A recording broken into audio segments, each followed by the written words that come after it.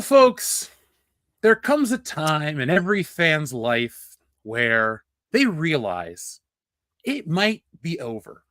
Not for you, not for your family, but for the thing that you used to love.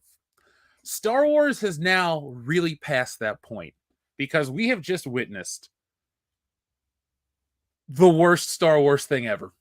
Like, that was a waste of my fucking time. So Andrew and I will be joined by a script doctor and lit dev in a few minutes. But Andrew, you and I were texting each other back and forth during this episode.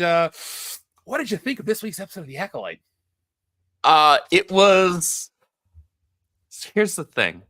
Based on rumors that have been going around, based on stuff that we had heard from the Film Threat guys and all of that, I was expecting it to be really bad and overflowing with the ideological stuff. The ideological stuff was there, though it was actually, for me, it wasn't as pronounced as just how unbelievably, remarkably bad this episode was, just on its face. You're telling me that a coven of lesbian witches that force conceive an interracial child through the Force doesn't land a little too on the nose for you? Oh, it was. I'm not saying that wasn't there. That was there, and that was bad. But it wound up getting overshadowed for me with just how bad the rest of it was. Oh, God. Here's the thing. You're not wrong. I know a lot of people out there are going to talk about the narrative. It's in there for me. Like, it's definitely there. But the thing is, this is a situation, and this is every time, folks, when people ask what's a woke piece of entertainment, what it is it's a show that is a piece of shit that gets propped up by the politics of the creators or the company who produce it. That is woke entertainment. It ain't shows with gay people or black people or anything like that. It's literally the definition I gave you. Mm-hmm. That is what woke entertainment is. That's how we fight it with woke busting. But folks, this is a garbage show.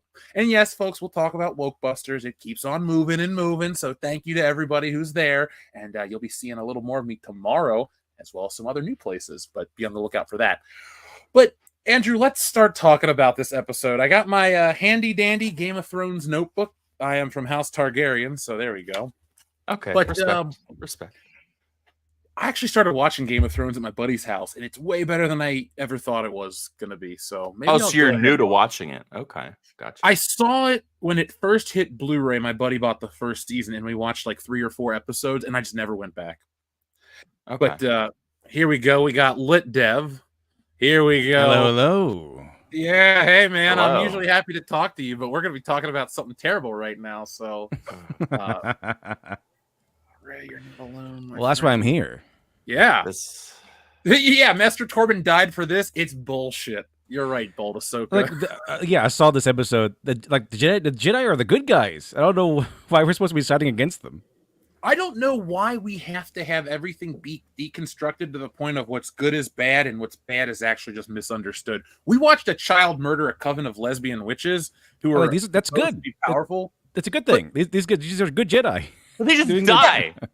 Like, they're just all laying on the ground. Like, they didn't even put any effort to have, like, chunks of the surrounding building and stuff and the structure, the foundation, like, on top of them. Like, oh, so, like, the shit exploded and they got crushed and died. Okay, like, I thought they were supposed to be powerful witches and, could, like, utilize the Force to stop that from happening to them. But instead, they're just lying there. No damage done to their body. It's just, like, they all... I can't explain it. At least they were oppressed. They were oppressed by the evil Jedi. They were oppressed and they got their own planet. So we have a planet of lesbian witches who secretly train these 2 girls conceived in the Force. And that's the premise of this episode. Now, folks, if you did not like last week's lead of Amandala Stenberg, the girl that's the lead, don't worry. She's not in this episode. This is a flashback episode, friends. Don't worry. If you missed her acting style and quality, the 2 kids that they got to play young her and young her sister are just as bad.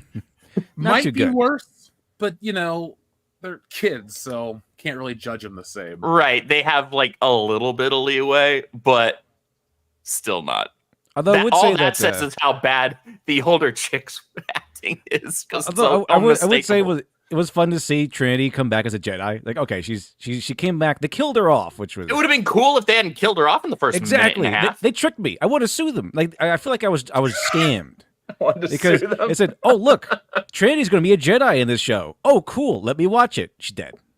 Like, it was like the one initial selling point for me on it. I was like, all right, well, that's why I watched the show. I like Trinity and the Matrix movie because there's only one.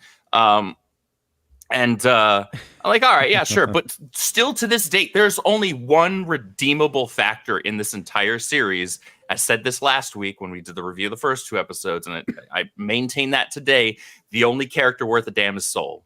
Yeah, exactly. He's a pretty good actor. And exactly. He's a solid actor, and his characterization is fine. Like, I actually mostly believe him. Everyone around him is useless. You know what show notes I took for him this week? What?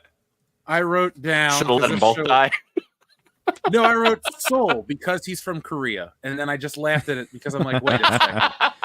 Really? It's that on the nose? Seoul, Korea? Fuck this show. Really? Yeah, I thought about that too. Detail. I thought about that too. Like, wait a minute. Great. They call you Grandmaster Thailand. His name is Bangkok. I'm sure Leslie Headland would love to throw some of that in there too. Yeah, Leslie Headland needs to be thrown out with the bathwater. This chick is worst. Thrown out the like window. A Trump. Look like a Trump Jedi, and his name is Jedi Master Washington. Jedi Maga. Or something like that, I guess. I don't know. It would be an easier name than whatever their fucking names were. Oshalaga. So I don't even know how to pronounce their names. Like, how did the girl's name? The naming scheme in this show is horrible. The girls are named Osha and May. Yeah. No, but they announced their full names tonight, and it's like Osha something something, and I'd listen to that. For May, it's like for Osha something and May Mama or whatever, and I'm like, what the fuck is this? Anyway, handy dandy notebook, folks. Let's talk about The Acolyte. There'll be a full review tomorrow on the channel because, well, you really want that. So we have almost closer to 500 people than not watching. So, folks, hit that thumbs up button. We've been seeing more of you, and you've been seeing more of us, and the world is a better place because of it. So let's, yes, Wheezy Bird, we're talking about OSHA last week. Operational Safety Hazard something Administration. So we go to this planet, and I had the name Brendok. Okay, so we're going to planet Brendok, and it starts out with the kids running through the woods, and then they're spied upon by Jedi Master Soul, and then the 2 girls go into this fort which they live in the middle of nowhere with these lesbian witches, and they get chastised by a white female version of Darth Maul for running out, and they could have been seen. And then their mother, the black lady who's on the title card tonight, the other mother refuses to chastise her children and offers them spice cream. Not a joke. It's called spice cream multiple times in this fucking show. And hold on, by Star Wars logic, spice is drugs, so they're giving these kids cocaine-flavored ice cream sandwiches. They really feel like something that a bunch of writers thought up in the writers' room and thought it was really clever, like women writers, and they thought it was really clever. So all this use that word a lot. That's clever. Let's keep going with that. Take that and run with it. Yeah, I don't need everything to be a part witty of and this clever perfect continuity, but like, God, if you don't even know what the drugs are in the world you're making, why would you have little kids eat drug-filled food? Lucasfilm, you're fucked up. Cocaine cream. Look, it's instead of milk, we use cocaine. Like, what a delicious treat for your kids. Is that what blue milk is? I hope so. It's like meth, like blue sky milk. Is that what Uncle Owen was actually farming on Tatooine? Space meth? Was Walter White? Was it not the Emperor, but Space Walter White that actually killed Aunt Beru and Uncle Owen? That was like his cover was a moisture farmer. He was really like he was peddling blue sky milk. Moisture farmer, yeah, that's what he was. That's what he was doing. Like, to me, like moisture farmer sounds like more like he's like a pimp. Yeah, he does. Selling out whores. Like, welcome to my moisture farm. Looking for love in Alderaan places. So we have to talk about the kids. These kids can't act. Now, we're not going to Someone think of the children. Actors. Look, they're children. We're not going to rail on child actors for hours. But it's distracting how much of the show is around them because they do not do a good job. what did we watch? Honestly, I literally wrote, "What is this? Is this Star Wars?" These aren't jokes. These are notes. We did learn that May was actually a dick the entire time. It's not just like she was corrupted by the past tragedy. She's always been a dick and a murderer. She's like, I'm going to cause this fire and murder you because you're going to leave. Like, she's a psychopath. We'll talk about here. Let me just do a quick thing because we'll talk about that because it made no sense. All of a sudden, she's just like, "You're gonna die," and you go, "What?" And then she kills everybody. Yeah, she just like flips a switch. I'm gonna kill you. Yeah, what the hell? It's like, What? whoa, that You're escalated like quickly. 9. And you know what the messed up part of this is?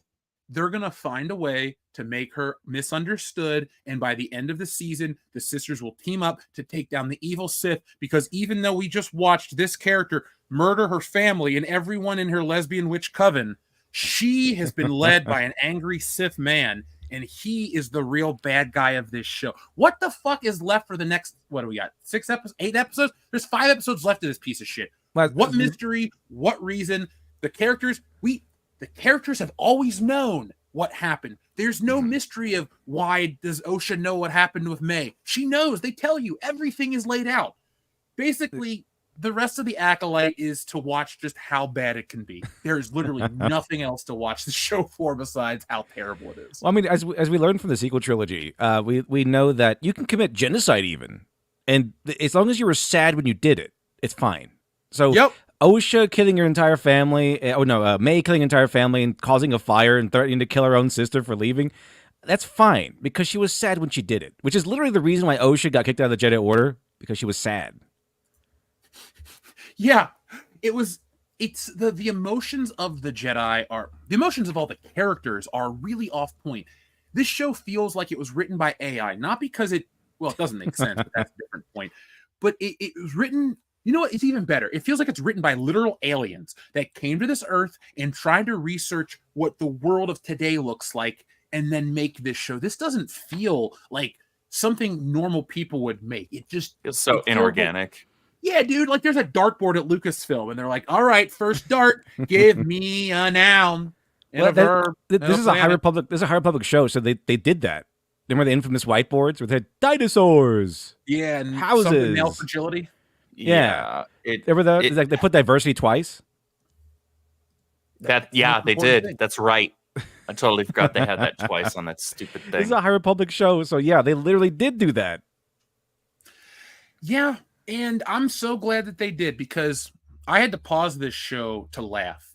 This episode was paused. I think it was around the 10-ish minute mark when I was like, what the fuck is happening here?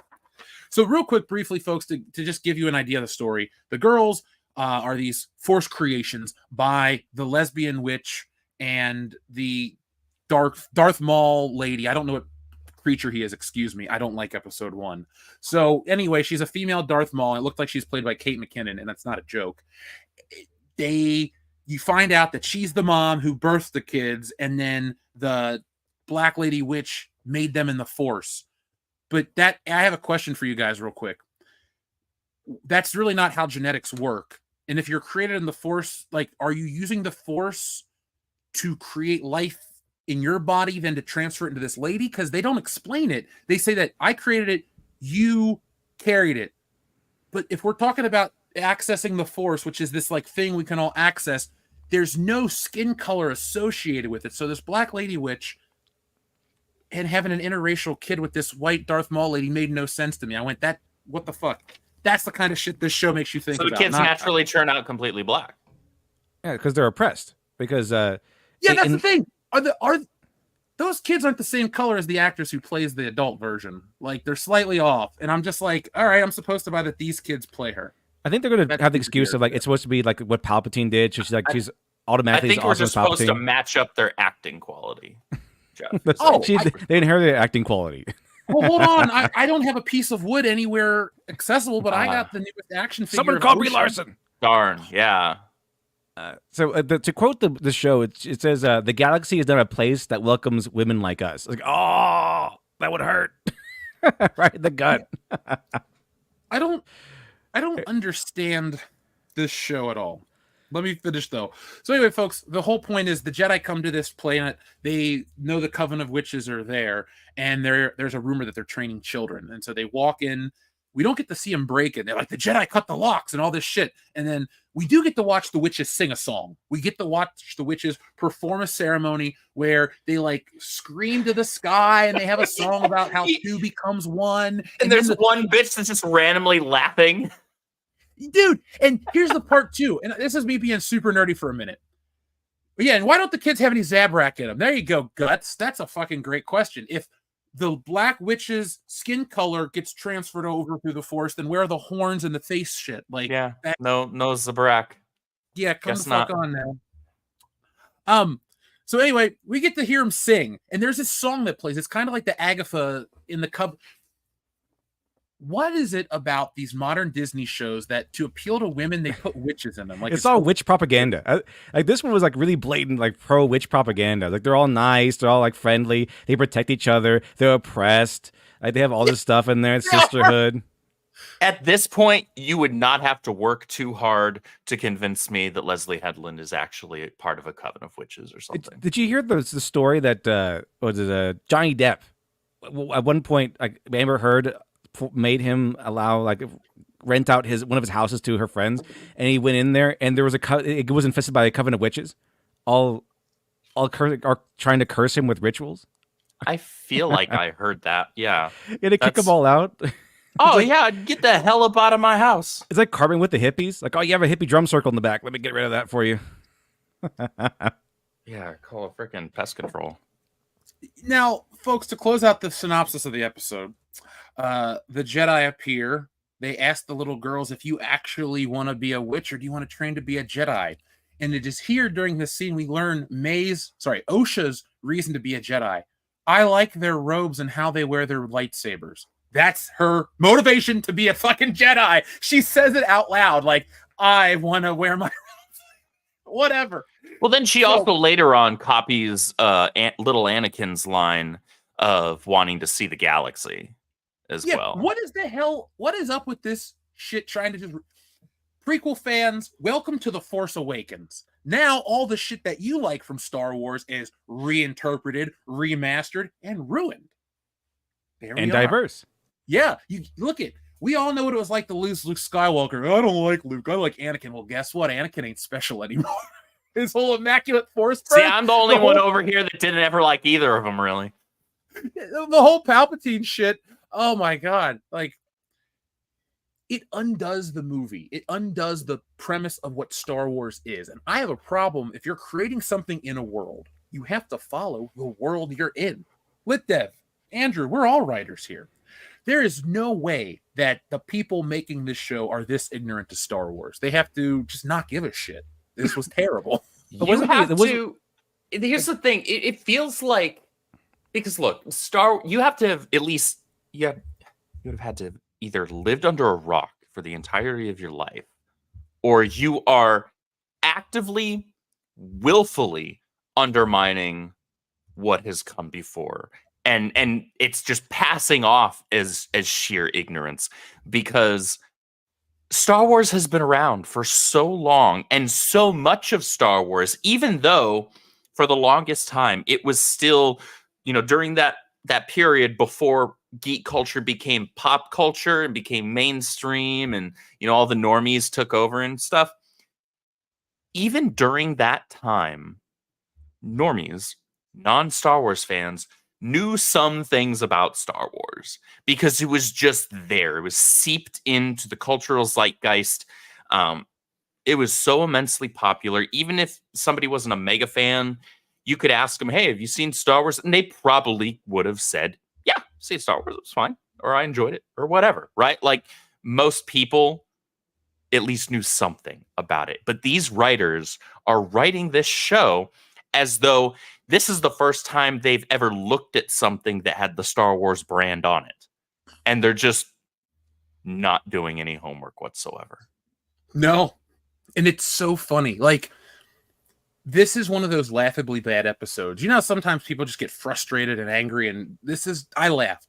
I did go, what the hell, a couple times, but I laughed. This is really bad. So... Now, don't you guys love, real quick, have you guys been paying attention to the discourse around the Acolyte this week? Everybody going on about, these people are going to go to their live streams and talk about this show. It's like, no, hell yeah, we are. What are you gonna do? Guilt us out of this shit? I was This going to is say, like, what are hilarious. you talking about? This show, Disney, this stream tonight, best show on a Tuesday night. The High Council is going to be more profitable than your show. We already are.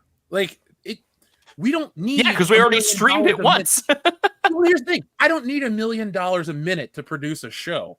We have almost 800 people here, and it didn't need $20 million to get them to watch. No. Really bad Star Wars and this channel. That's all it took. We'll check in with the audience in just a moment, folks. We had a lot to say about the Acolyte. Let me just finish out the synopsis. So after the Jedi interact with the girls and Osha wants to train, the mom and the sister say, you should lie. So they go and give her the Jedi test, the same one they gave to Anakin.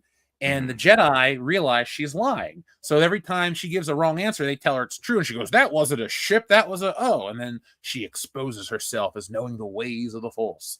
So she wants to become one of the Jedi. So she goes back to her house to get her stuff to go off to be this Jedi. And her sister just randomly shows up and says, oh, I'm not going to lose you. I'm going to kill you. So she locks her door and throws it was like a tube of fire. I don't even know how to describe it. It was like a glass tube, like the Secret of the Ooze, but inside of it was fire. And it had these little things, and she just kind of tosses it at the door, and the door catches fire. And Osha hot wires the door or a window or something, and she crawls out to escape underneath the catacombs of the witches' coven. And she looks up at a grated floor, and there's an explosion that she hears and a bunch of screams. And then she goes to the surface, and everyone had died. You never saw what happened to them. They're just laying on the. And here's the thing: they're lying on the ground, undamaged. There's nothing touching them. They're not burned. There's fire around them, and there's enough oxygen for the other characters to survive. So it's not like they asphyxiated. No, because fire burns in space, according to this show. So now we got people who just die because they just die. Like, you can shit on episode 3 all you want. It deserves a lot of criticism. And one of those criticisms is Padme just dies. Padme dies of a broken heart. Yes, she does. And this lady just falls down. We don't even know what the hell happened to her. She just lies there. There's no blood. There's no damage. We're supposed to care, but the show doesn't respect you enough to, I don't know, show you any of these characters get attacked. How did you die?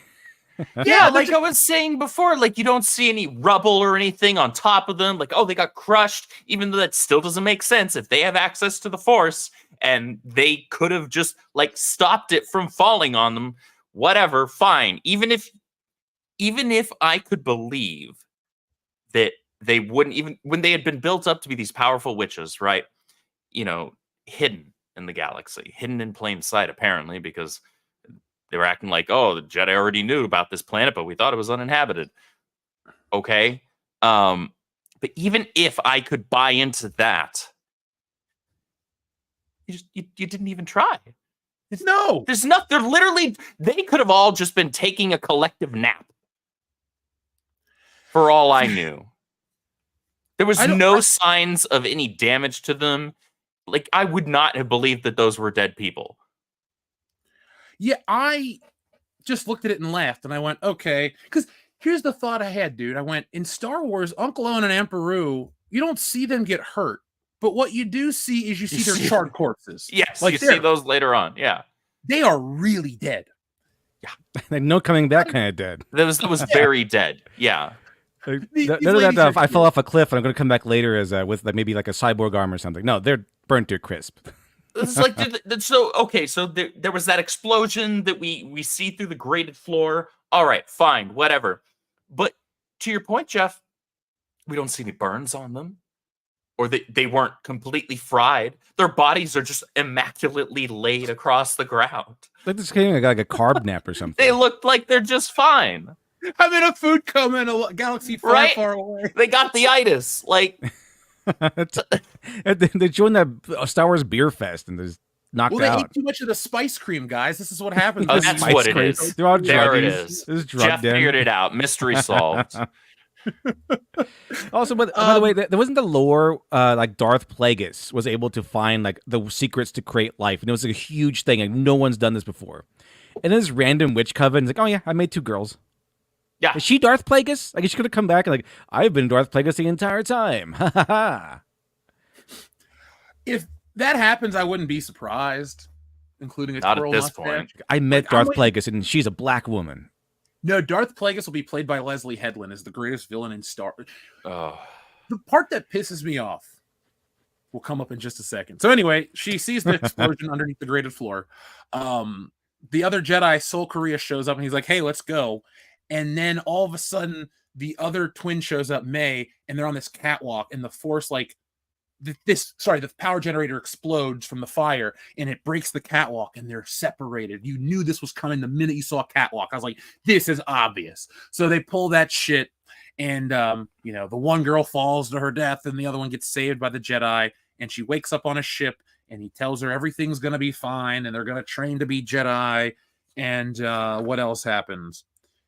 Sol tells Osha what he did, or what May did.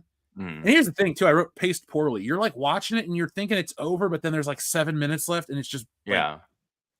Imagine, folks, if you just watched in The Empire Strikes Back after Luke got away from Vader and he's talking to Princess Leia and Lando flies away. Imagine if then for the next like 4 minutes, it's R2-D2 and C-3PO just telling you how to bake a cake. You're like, what the fuck is this doing in this movie?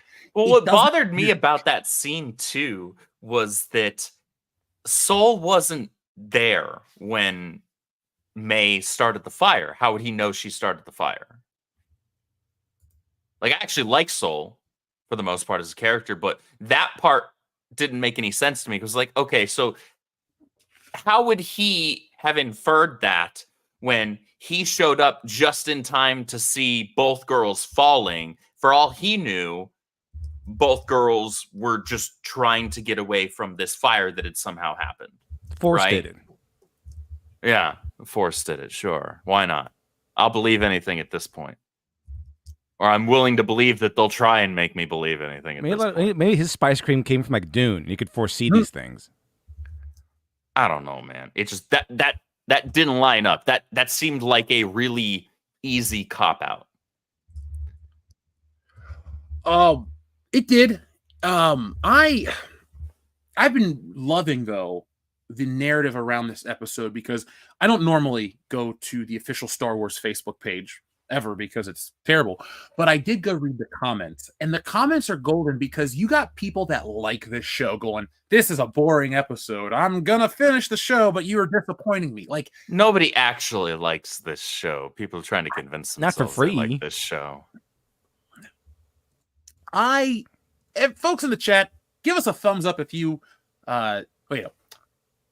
just hit us a thumbs up, okay? I don't care. You didn't like The Acolyte. You're here to laugh at it. Now, we love that you guys want to join us each and every week here on the High Council for more entertainment talk, for The Acolyte for the time being. I'll be back later this week with a boys review, and make sure you check out our Acolyte review tomorrow afternoon. Now, we've talked about the episode, but we have a lot more to talk about, a lot of questions and a lot of things like that. Let's check in with the audience real quick, and then we're going to get caught up and talk more about The Acolyte. So first off, before we do, hold on, crap, Xavier to God, here's that. Where is the... Sorry, I guess Adobe controls my computer now. Oh, yeah, we'll be It right happens. back. Don't you just hate wokeness and the toll it takes on society?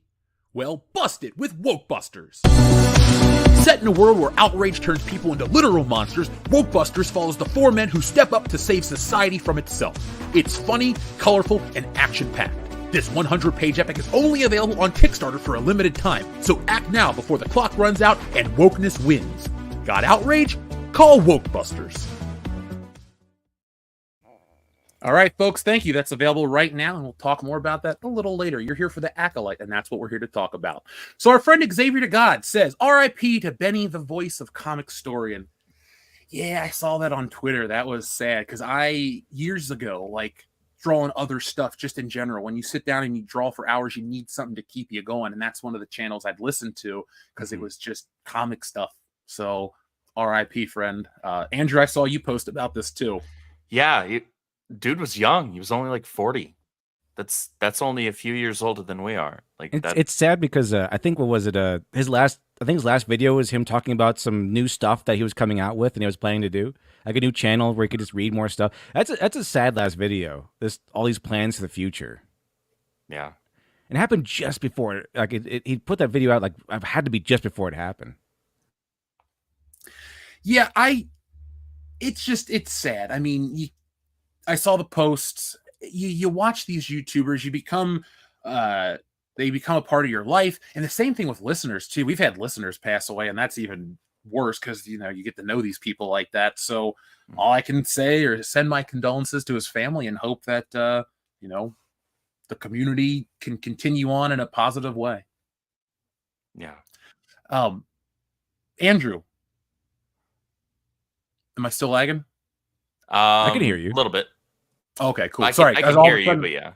Oh, right. Yeah, your visuals are lagging. Yeah, there we go. I just moved my hand like 4 seconds ago. Yeah. Let's read some of the super chats from our friend Xavier. The audience we read that one.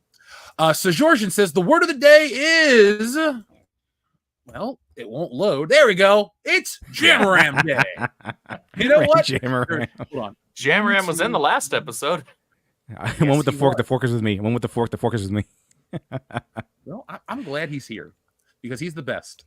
Now, you know what? Instead of me saying Jamaram a bunch of times, let's just give Georgian what he really wants. Jamaram. Jamaram. I pressed it again. Jamaram. Sometimes the clicks don't work. Jamaram. Jamaram. Wrong. I quit. Yeah. Thank you, though. Sjorgen. Enrique Vasquez says, Jeff, Game of Thrones is good until season 5 or 6. Nothing exists after. Well, Enrique, the episode I was watching was where Joffrey got assassinated at his wedding. And I was like, man, this is kind of cool, but we had to go somewhere. So I think about how every show is going to be Game of Thrones now. Because I'm writing my own review of The Acolyte episode 1, 2, and 3. And yeah, I'm mentioning that it's as heavy Game of Thrones syndrome. All of these shows are trying to be the same thing. Mm-hmm. I always talk about how we're culturally, it's a state of arrested development. Nothing changes, nothing grows, nothing advances. The shows look the same, the movies look the same, the cars, the clothing. You can't really distinguish stuff over the last 14 years. It's all this gray area. Decades kind of just blend together. And a lot of that comes from just copying what else is popular. There are 10 shows like Game of Thrones on TV right now. There's 20 shows like this, Stranger Things and shit like that. There's just so many things that copy. And I hate that you take Star Wars, and I understand it was formed from inspiration of other things. But I mean, now we're just blatantly copying from ourselves.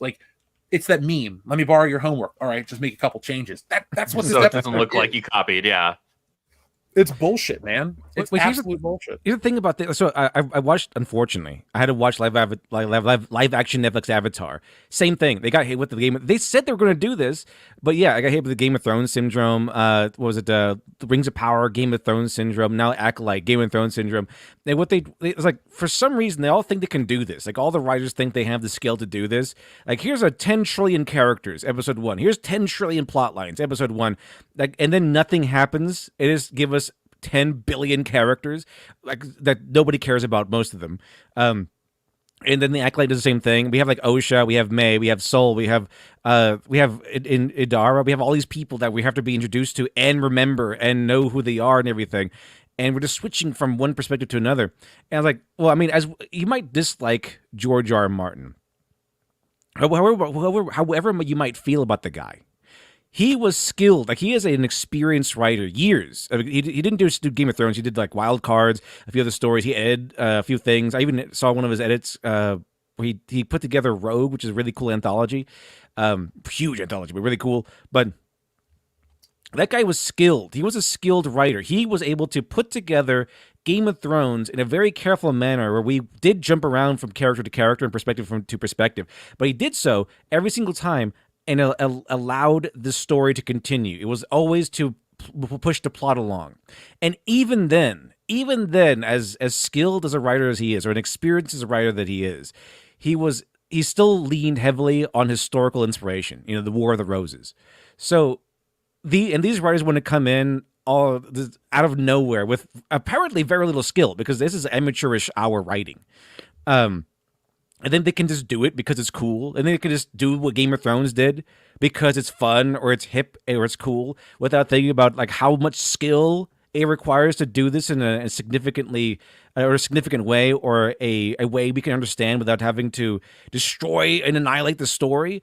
Episode 1 of Acolyte has OSHA has like, we saw May kill Idara. We saw OSHA get taken in for that murder, and that's essentially it.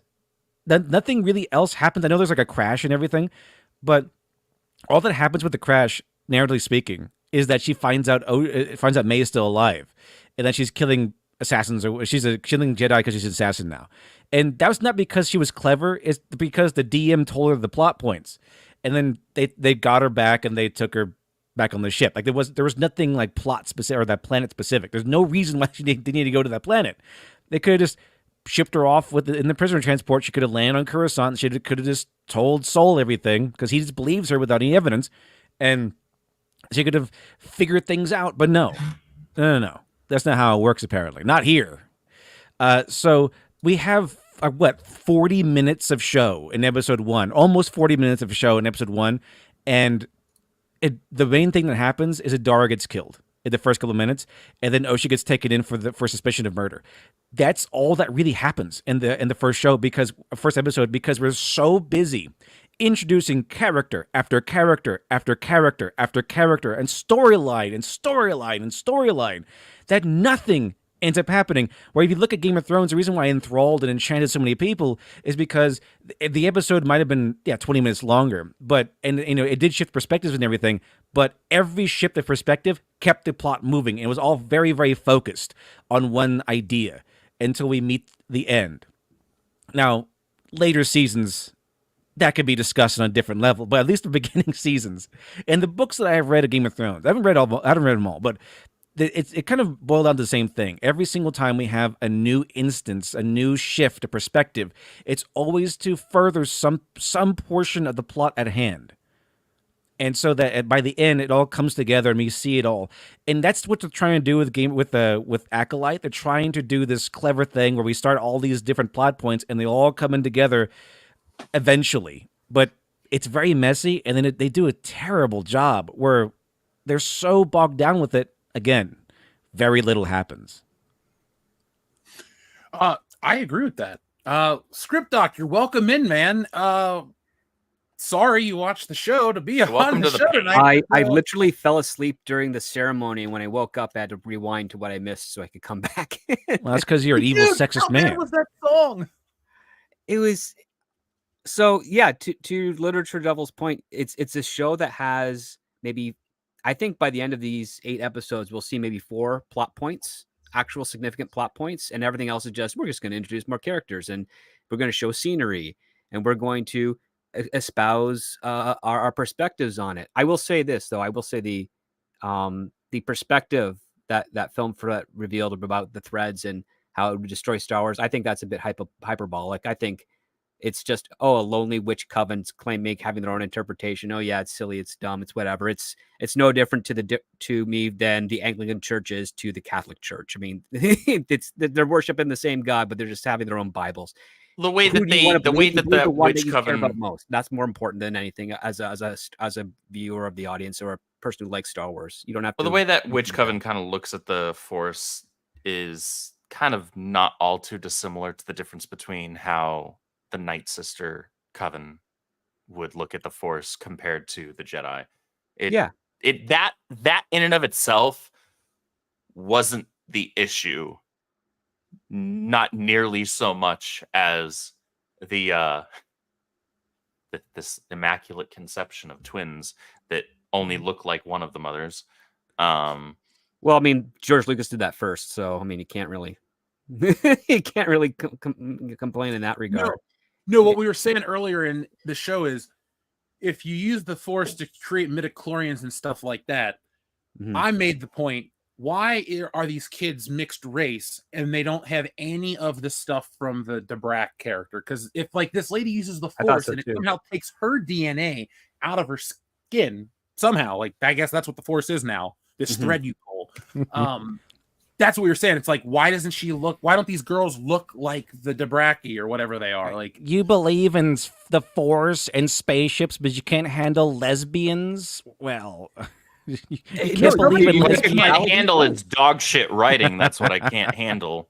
I mean, Well, I you're don't just a have a problem with sexist the man. I don't have That's a the very problem valid with point. the They should be a immaculate hybrid. conception of Anakin Skywalker, that he was the chosen one, he was the My- prophesied one, he was the special one. And My now we're main just issue with once that- again with Disney Star Wars, we're continuing to take things that were Copy presented paste. as something special, and we're just like, oh yeah, let's just do that again. Okay, but that then just kind of like says that that thing over there that happened that was propped up as special isn't actually that special, because it has happened before now, apparently. Exactly. And it's also now happening just with worse writing. My main issue with the whole the midichlorian things, or like her creating life, is that it was introduced as this once in a lifetime thing. Like this one guy Plagueis was able to decipher the secrets. So it wasn't just like you reach level 10 force powers and you can create life. Yeah, It was like it's this, exactly. this guy reached level 10 and then did some studying and then did some like ideology. You know, He he did studied some for his entire life. exactly. He He took the dedicated prophecy his and created it entire for life himself. to that. Exactly. This is less like a I'm going to put my skill points into creating life, and more like I have to go out here and find sacred tomes and ancient knowledge and cobble it together himself. Like he was the scientist. He was Einstein that put together equals MC squared. That's kind of how it was proposed. Like he was the one that created this whole skill set of being able to create life. But no, it happened hundreds of years before by this one random lady. It's like, oh yeah, she reached level 10 force powers. She could do it. It's easy. And yet only 2 children, no more. Like of all the women around there, of this great miracle, they only stuck with 2. They didn't create a whole like secondary generation to succeed them. It's like, nope, we're just going to stick with these 2, and then maybe we'll experiment with more. That doesn't make any sense, especially if you're trying to isolate yourselves and teach the next generation. Your next generation is 2 beings, yet you have this power and you only make 2. That is so bizarre. And yeah, these kids should be human hybrid Zabraki or whatever, because that just makes more sense. That would show a proper connection between both mothers. Or at the very least, you just have the one that looks like the kids carry the kids, be the one that carried them, and that they did it together. I don't know. It's just, listen, it's basically just doing the very thing I mentioned last week that I've also mentioned back in like 99 when they introduced the midichlorians and the Immaculate Conception. This will be abused by bad writers because it's a dumb idea. The concept of destiny in stories really does deflate the tension and stakes in a story. When you say this person is destined to be the chosen one, and then you follow through with that, it's boring. And you don't want to be boring. Destiny is terrible. Like one of the things that ruined Smallville is the fact that they spent like 7 years saying like, Clark Kent, you're destined to become a hero to save Earth, and Superman. That takes away the own agency of Superman from saying, you know what, I'm this guy with these powers and I see this suffering and I can do something. I'm going to make the choice to be a hero, as opposed to being told by Daddy Ghost Shadow from the past, no, you're going to be a hero because I'm your father. Like that's boring. That doesn't make him a hero. That makes him a slave to an ethereal voice from beyond, and it doesn't make him have choice. And the same thing can be argued to Anakin, because that's part of what George Lucas ended up using in the original trilogy that led to his downfall. Is like he found out he's supposed to be the chosen one in the destiny, and that he's more powerful than Obi-Wan. He should have all this prestige and title and class, but he doesn't, because the Jedi are arrogant from his perspective and whatnot. And that, along with his fear of losing Padme, leads to his downfall. And it's convoluted, but it kind of works for the prequel trilogy. But in that, now you've got a writer like Leslie Headland who's like, okay, so if Anakin could be an Immaculate Conception, why don't we play it up? And why don't we just do a pair of twins that are Immaculate Conception? They're like the Luke and Leia, but they're both going to be Leia, and they're both going to have their desires, and one's going to want to be a Jedi for no reason. We get nothing other than the fact that, oh, we want to just see what life is like outside of the Coven walls. Well, why don't you show the oppression or the restriction of what is happening to these 2 girls, and how Osha doesn't like it and how May does like it, so that we can actually understand and empathize with Osha's desire to actually see beyond the walls. Kind of like how Luke is like, hey, I'm going to go to the Tossie Station to hang out with my friends. And no one's like, no, you're staying here and you're going to do your chores. It's like, there's a choice there. You've given him something that we can relate to, that we want to see. And we have an authority figure saying, nope, you're not doing it. Where's that parallel? That's the parallel you should be cribbing when you're writing another Star Wars story, when you have a character, especially a young one, wanting to make a choice about their own life path. No, we don't get any of that here. We just get a superficial understanding of it and a rehash with a very peculiar presentation in regards to how this coven operates, how the Jedi just kind of like they're the FBI, just walk into whatever place they want. Jedi business. Jedi business. Yeah, it's Jedi business. It's so peculiar. I mean, the other part too is like you have Saul. That actor is really trying to do everything he can to make this stuff work. He's carrying the entire show. Like he's doing a lot. And part of me thinks that this was originally supposed to be the first episode, and they realized it just didn't flow well within the story. It didn't engage people fast enough, so they decided to shuffle it into episode 3 and do it that way because they wanted to get into this murder, not so much of a mystery thing. And man, that powerful witch coven died very easily. We talked about that. They're on The carb force naps. pulling that they've been doing, they don't push the stuff away. I like how the like Leslie Headland wanted them to die, but she couldn't bring herself to mar these beautiful women, so they just died peacefully in their sleep or something. Yeah, I also like how 68. Leslie Headland saw Palpatine like, oh yeah, well, you made a chosen one. You stupid white man. Well, this black lady made 2 chosen ones. Haha. Well, Palpatine didn't do that because if he did, he wouldn't have saved Anakin. He would just made another kid after Obi-Wan killed him. Probably should have. Yeah, it's Plagueis that did it, and Plagueis never shared that knowledge with Palpatine. Palpatine killed him, and then he took Anakin for his knowledge. Yeah, because it's Plagueis that discovered it. Plagueis did that to manipulate the very destiny that, the very prophecy that the Jedi had cherished so much. And he's like, I'm going to turn that on their head against them, and I'm going to turn him into do my own thing with him. And whether his plan was to actually make Anakin into a Sith Lord or to a Jedi or just a powerful Force user with no allegiance, we will never know for certain. But the fact of the matter is that he definitely did that to mess with the Jedi, and that's a far more interesting story. That could, I mean, I would rather have of any type of prequel stuff. I'd rather have a Plagueis Palpatine 2-hander, 3 episodes, just of them kind of in their tug of war of what they want to do with, Palpatine's like, I'm full committed to the Sith, and Plagueis is like, I'm just learning about the Force, and I will experiment with the dark side, the light side, the entire thing, just to get a better understanding of it. And then, I see these Jedi, and they're kind of weak, and they're, whatever. You know what? They really cherish this prophecy of a chosen one. Well, I figured out how to make a chosen one, so let's have some fun with that. Let's see what the experiment will bring. That type of malicious intent. That would have been fun, but sadly, we'll never get that. And I think they've already kind of addressed bits and pieces of that through some EU books, as well. They're no longer canon. They're no longer canon. Yeah. Yeah. No longer. The Plagueis novel goes through all of that. Yeah. I wouldn't be. Someone had mentioned this, but I wouldn't be surprised if they did change everything about Plagueis. Like, I wouldn't be surprised if Plagueis is now a woman and some sort of diversity. No, if it was a woman, then she never would have lost to Palpatine. That's true. So we know they're not going to do that. Maybe like they changed that too. Like she is still alive, and just outwitted Palpatine because he's a dumb white man. Well, what we've learned is that lightsabers can't kill female Force users, but rocks and asphyxiation can. But rocks and pair knives can. Yeah, pair knives. Yes. What the hell is up? Because we have these characters that are like super invincible in most Disney movies, but in the Star Wars shows, they die in the dumbest ways. I really feel that they should have this like hierarchy where they're like, well, these characters can't be killed by stupid things, so they have to write a more interesting way to kill a Jedi. She got confused or distracted because she was saving somebody else from getting killed. It's not like we've seen Jedi pick up spaceships and stop blasts in mid-air. Well, that's a Sith, whatever. But you know what I'm saying? Like, we've seen these people do more powerful stuff. We're watching a character get neutered because a narrative is bad.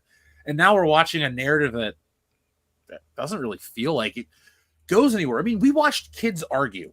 The child actors were not good. Like we said earlier, we're not going to rail on them because they're child actors, but this is like an Obi-Wan where they just find something better, because everybody likes to complain about Jake Lloyd. Jake Lloyd, I guess, was better than these kids. He was. Jake Lloyd went through hell all the way. He was actually pretty good in Jingle All the Way. That's. Didn't Jake Lloyd have like this constant mental breakdown because everyone kept teasing him about his role as Anakin Skywalker? No, he was actually rather sheltered by that from his parents. Yeah. He had a breakdown because it's of other issues that happened later on in his career, possibly from him also leaving Hollywood relatively shortly after doing Star Wars. Well, that's good. Yeah, That's good. I mean, I I'm mean, glad it's good it he was, left, but he had a mental collapse afterwards. yeah, I'm glad it wasn't due to like the his role. That'd been terrible. Like that's all. That's just all. That was been an awful story, but at least it wasn't. That wasn't true.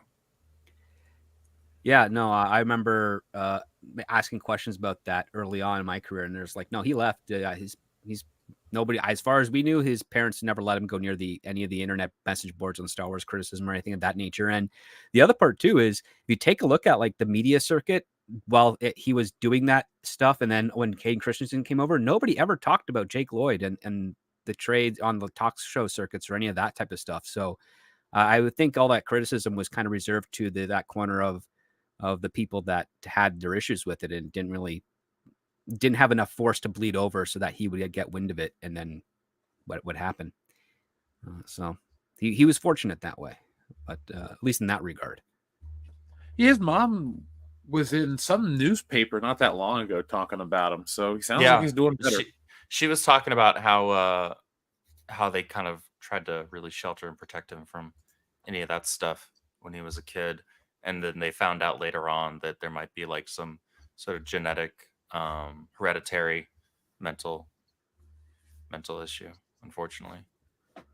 Yeah, probably. I mean, he probably, I do know that I not so much know for sure, but I highly doubt that Jake Lloyd got as much teasing as Hayden Christensen did, because I went to college with his sister, and his sister was getting a lot of it from her classmates.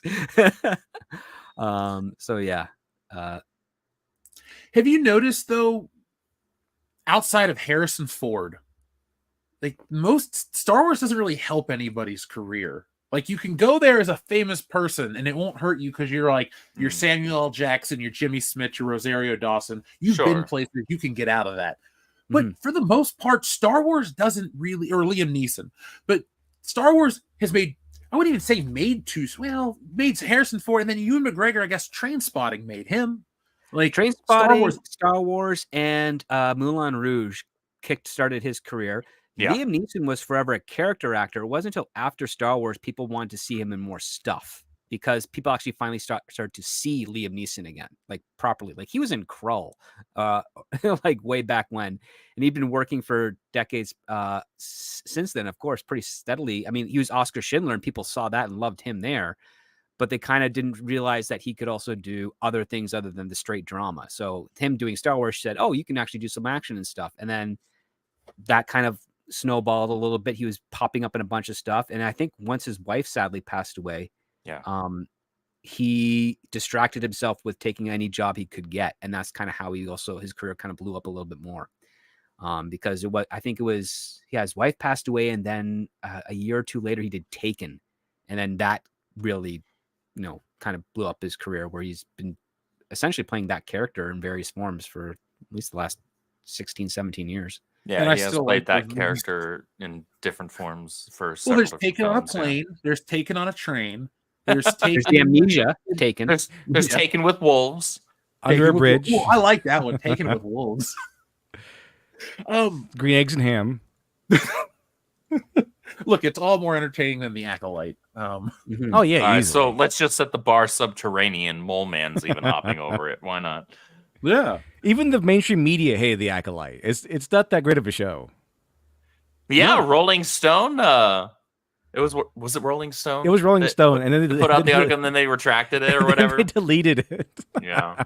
You can't put this criticism out before the show starts. Yeah, somebody got the call. Kind of miss the days of just the print magazine where it's like you release it, it's like, okay, you can't delete that anymore. Now you got to recall the books that haven't been sold, but it's like, now you're too late, man. We already got the physical copy. Yep. It's out in the wild. No takebacks. Speaking of physical copies. Yeah. What do you want to talk about real quick, man? Oh, that's like the perfect segue, the physical copies. But speaking of physical copies, I have 2 books ready to go out. It's a second chance campaign for Dr. Alpha Miracle Child, by the way. And you can also get Dead Man's Lullaby, which is a sequel. That one, however, is already printed, so I don't really need to print that. I already have them. But basically, mainly this money is going towards printing a revamped version of Dr. Alpha Miracle Child, which will have a few extra pages. Going to add a few. The idea is that I will add in some more pages for context. stuff that I did want to put in there. And couldn't the first time around because it's 112 pages. Like the first book was 150 pages altogether, and I was working on a budget of like 60,000. So it was tough. Like don't do that. Don't do that if you're a normal person. In full color too. Like it was a complete nightmare.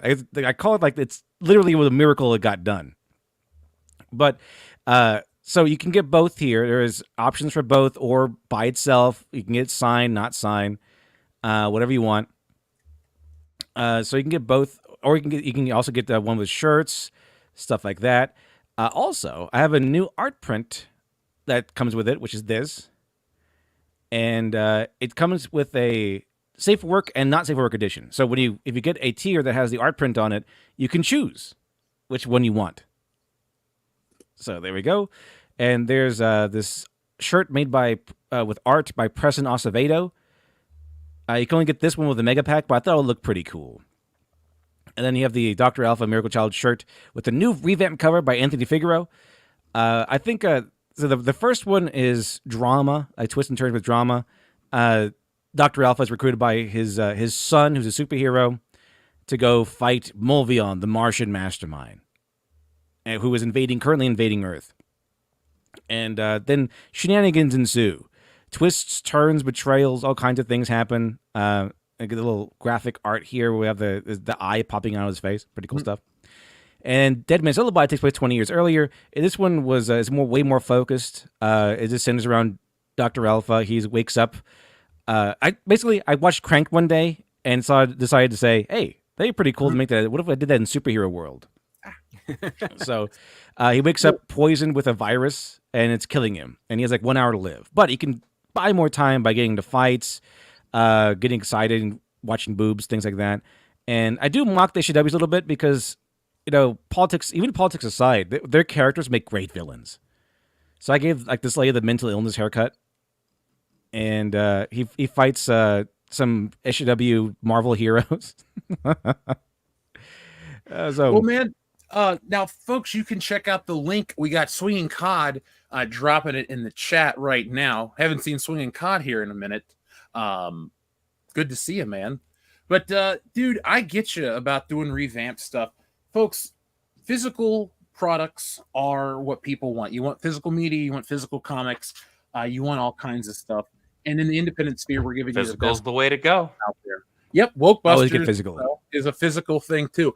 By the way, somebody did reach out to me and ask for a digital edition. It's now available. And also too, if you went to Stealing Solo and you wanted a PayPal option, like our friend that bought some books the other day, that's there too. So go to stealingsolo.com. Once we get rid of that, we'll do the sequel, Stealing Solo 2, Shadows of Bullshit, where we kidnap Mark Hamill. And then the final one I want to do, Frankenfisher, the Bride of Solo, which is literally what you think about digging up the corpse of Princess Leia. It's a commentary on that. And it's fucking funny. But Wokebusters is here first. I'm here for it. Back to the Acolyte. These witches be crazy. Now, let's check in, because we had our friend, who's here right now, being extra patient with us. Sorry, folks. I don't know what happened to StreamYard. TLJ Screwjob says, Coven of Spikes override Anakin's backstory. Well, I'll say this to you, folks. If you're angry about the lore being changed, that's justified. Don't worry about it. I'm not here to try to police you. But remember one thing. This is complete garbage. So it's funny on top of it. Laugh that it's so terrible. Don't even get angry that it ruins the lore of Star Wars, because if you want to win the argument, you can laugh these people into shutting up. They want you to be angry. That's what they literally said. That they were like, we made this to make white people cry. Angry. Here's the thing. You don't need to be white to hate this shit. Okay? I'm not, and I do hate this crap. This was terrible. This is completely awful. I don't need to see Leslie Headland go on an 8-episode therapy session, because there was that article that came out years ago about her sister. This show is about sisters. We don't care. Okay, we are all signed up for Star Wars. That means like 5 different things: either spaceship battles, ground battles, Jedi, Sith, or aliens, or like bounty hunters and the shit that crosses over in the Venn diagram. And we're cool with it. We're not asking for the wheel to be reinvented, excuse me. We're not asking for the world to be changed. What we're asking for is the thing that is on the box to be the thing that it says it is.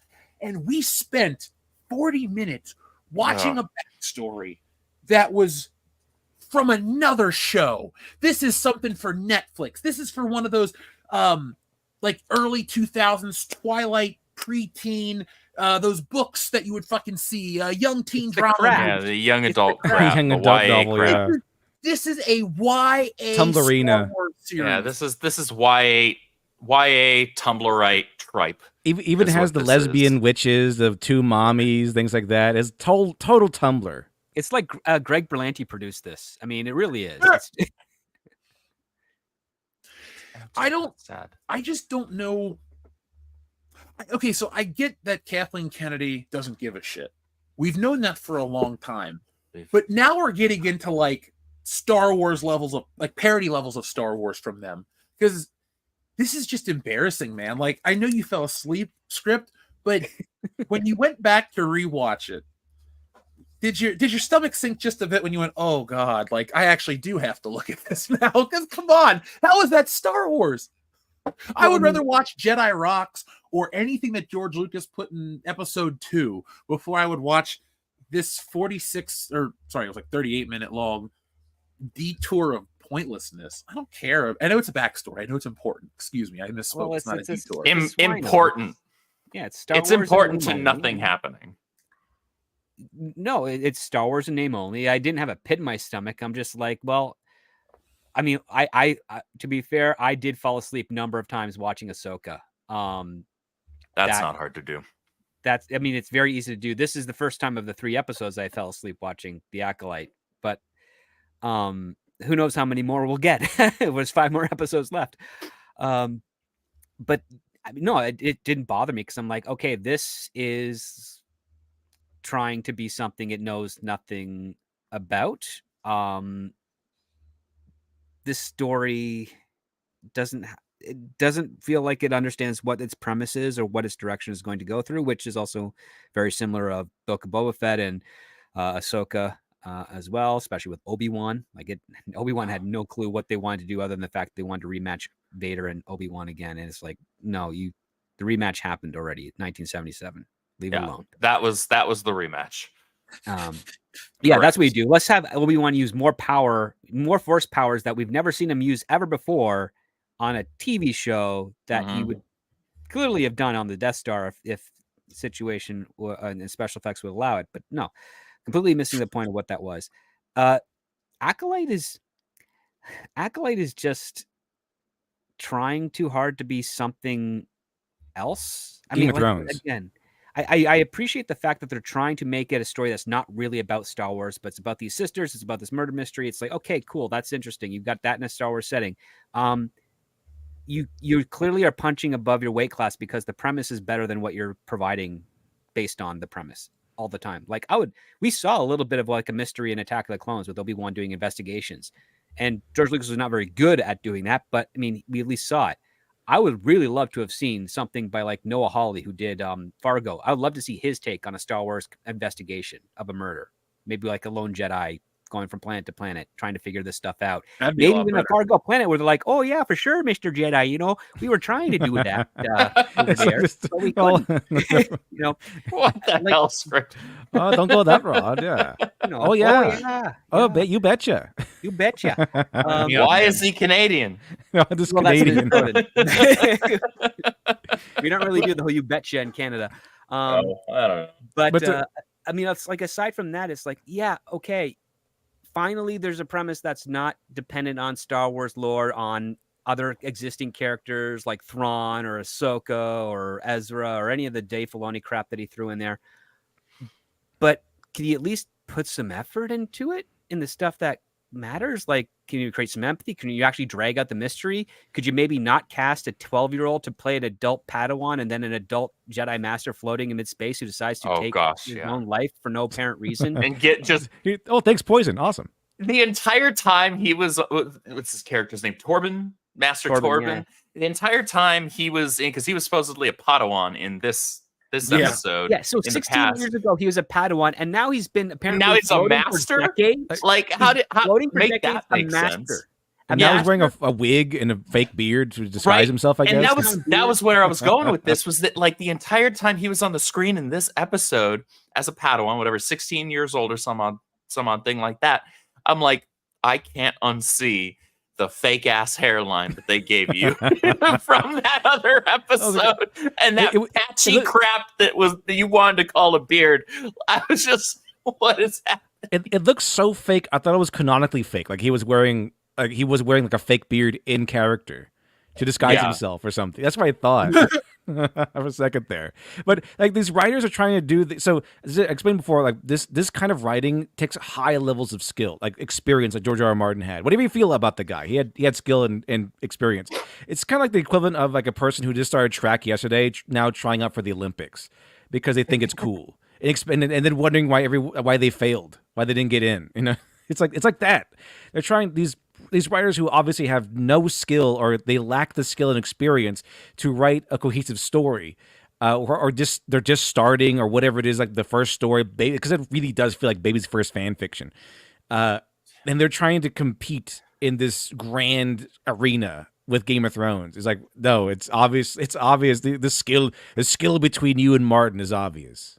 Well, it's not just that, because Script mentioned before that he was at least glad they were trying to present something that maybe wasn't dependent upon all these other characters that we were already super familiar with. That's entirely fair. That can be done, and it can be done well, and Star Wars fans are actually provably and historically open to that because of how many successful EU novels and comics there were. Oh, definitely. That had piss all to do with the Skywalkers. Right? There are so many books out there in Star Wars legends now in the EU that had nothing to do with the Skywalker bloodline. Some of them didn't even have anything really to do with the Jedi and Sith conflict. A lot of them had to do with either the bounty hunters or smugglers, or they just had to do with like just your basic ground level troopers. Because Star Wars is a lot more cool stuff than just the Jedi. Yeah, it just like the Jedi and Sith are the reason why I'm here for it. But there's also so much other content that exists that has nothing to do with them that is well done. And that's the key, though. You have to do it well. And like you said, they are punching above their weight class. They're not capable of this. They're Glass Joe trying to fight Mike Tyson. That's what it feels like. I understood that reference. Or was it Logan Paul trying to fight Mike Tyson too? Oh, well, Jake Paul, but now that's off. Oh, it's well, off. No, didn't they set up a new date for it? It's like December or something like that. Oh, that sucks. I wanted to see him or whatever. I want to see him fight and not get owned. I want to see him get owned. I think Mike Tyson was going to win. Whoop his ass. So I know people saying like he's old. I understand, but that doesn't change the fact that I want to see him get owned. It might not be realistic, but I want to see him get owned. I think that's the future of entertainment, is highly cathartic entertainment, because the world's getting shittier right now. So what they'll do is they'll get really unlikable people get their asses whooped, and people will pay to watch that. I know I would love to watch like one of these Kardashians fight one of these other reality TV characters, like not Celebrity Deathmatch, just in real life, chainsaws. Yeah, what happened to that Elon Musk versus Zuckerberg? We're going to have that go down. Oh, neither of them can fight, man. They're just going to do this. I was going to say, you're going to try and tell me either one of them knows how to throw a real I don't know. punch. Zuckerberg might shift from his human form to his lizard form, and Elon Musk might be in trouble. Okay, fair enough. Fair enough. Damn. Thanks, Camera, for being delayed. Let's read some super chats. Thanks, folks, for sending them in. Rather than get a pine cone treatment like Andrew mentions all the time, then watch this. Oh, sorry, TLJ Screwjob. Also, spice cream instead of ice cream, and mechanic, not mechanic. Yes, she's a mechanic. It's zero effort, zero creativity. Also, they call them trade feds. The Nemodians call them trade. Like this is not Star Wars lingo. This is like cyberpunk lingo. Mechanic. Yeah. Mm-hmm. Get your cyberpunk out of my Star Wars. Yeah. This is you're crossing genres here, and it doesn't work. They tried that with Star Trek too. Like, oh yeah, they're synths. No, they're synthetics or whatever. Like they're android. They They're call them android. like these No, official terms. That's a cyberpunk terminology. It's a cyberpunk terminology. Exactly. Get Get that your the hell cyberpunk out out of of here. sci-fi. Actually, the synthetic was used in Stay in Alien. your lane. Get, I like mean, the Twitter has really rotted the brains of these characters, or these writers. Twitter has rotted out good dialogue. Oh, it's not Twitter. It's what I was talking to Robert My Burnett with like over a year ago. It's fans of Buffy the Vampire Slayer and Battlestar Galactica. Oh, Joss Whedonese. It's Joss Whedonese and not understanding how Ronald D. Moore does his writing. And it's the fact that they predicate their style off those two things because those were the peaks of television for them. And when they were coming up as writers, they never went beyond that. They never went, oh man, Ronald D. Moore did a really good job of Battlestar Galactica. What inspired him to do this take? Let's go back and look at the other history of shows and books and novels that he would have digested as a kid to come to this conclusion. Same thing with Buffy the Vampire Slayer. When you look at Joss Whedon, he's just like, I just wanted to turn Bram Stoker's Dracula in on its head, where instead of the girl gets killed, she's the one that kills the vampire. And then he Valley Girled her, and then him and basically I think Stephen S. DeKnight actually kind of saved a lot more of that show than what ended up being the case. But I mean, the thing is that that's the pigeonhole that they put themselves into. And when you take a look at a lot of the television shows, especially in the sci-fi genre fantasy of the last decade, they all have their quips. They all have their Whedonese type of writing. They all have their very obscure, convoluted plot devices. It's basically like that's ground zero, is just grabbing those two guys as the source and not using anything else. Then you take a look at a show like Breaking Bad, which has none of that crap in there. And that's because those writers did not grow up as big fans of Buffy and Battlestar Galactica. They liked dramas. They liked cop shows. They liked Barney Miller. And that's why Breaking Bad was so great. And that's why it stands out, and why all the other shows that came around during Breaking Bad and then later Better Call Saul kind of are forgettable, because they're just like, oh, it's just another bunch of kids or a bunch of young adults acting all quippy with each other with a singular voice, but said across multiple different characters. That's the other thing that pisses me off with that generation of writers, which is unfortunately a majority of people my age and a little bit older, but mostly younger, is they like that type of stuff. They think every character needs to have their one quip line. It's like, no, they need to have their own voice.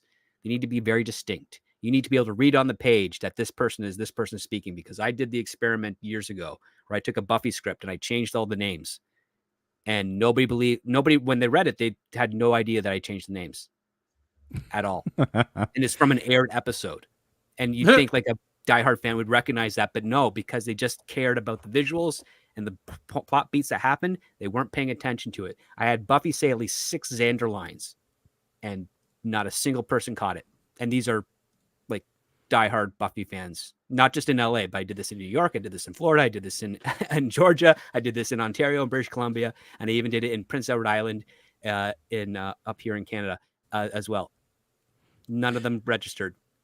Well, the thing is, it also infected the Acolyte, because if the Jedi are not on screen and the Jedi aren't talking in their wise Jedi dialogue, it sounds exactly like just quippy Joss Whedonese. It feels like they're just talking in a Californian cafe.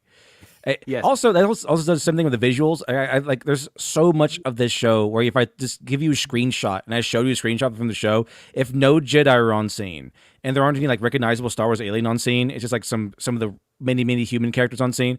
And I showed you the screenshot. Would you be able to see if it's Star Wars? Like usually you can't.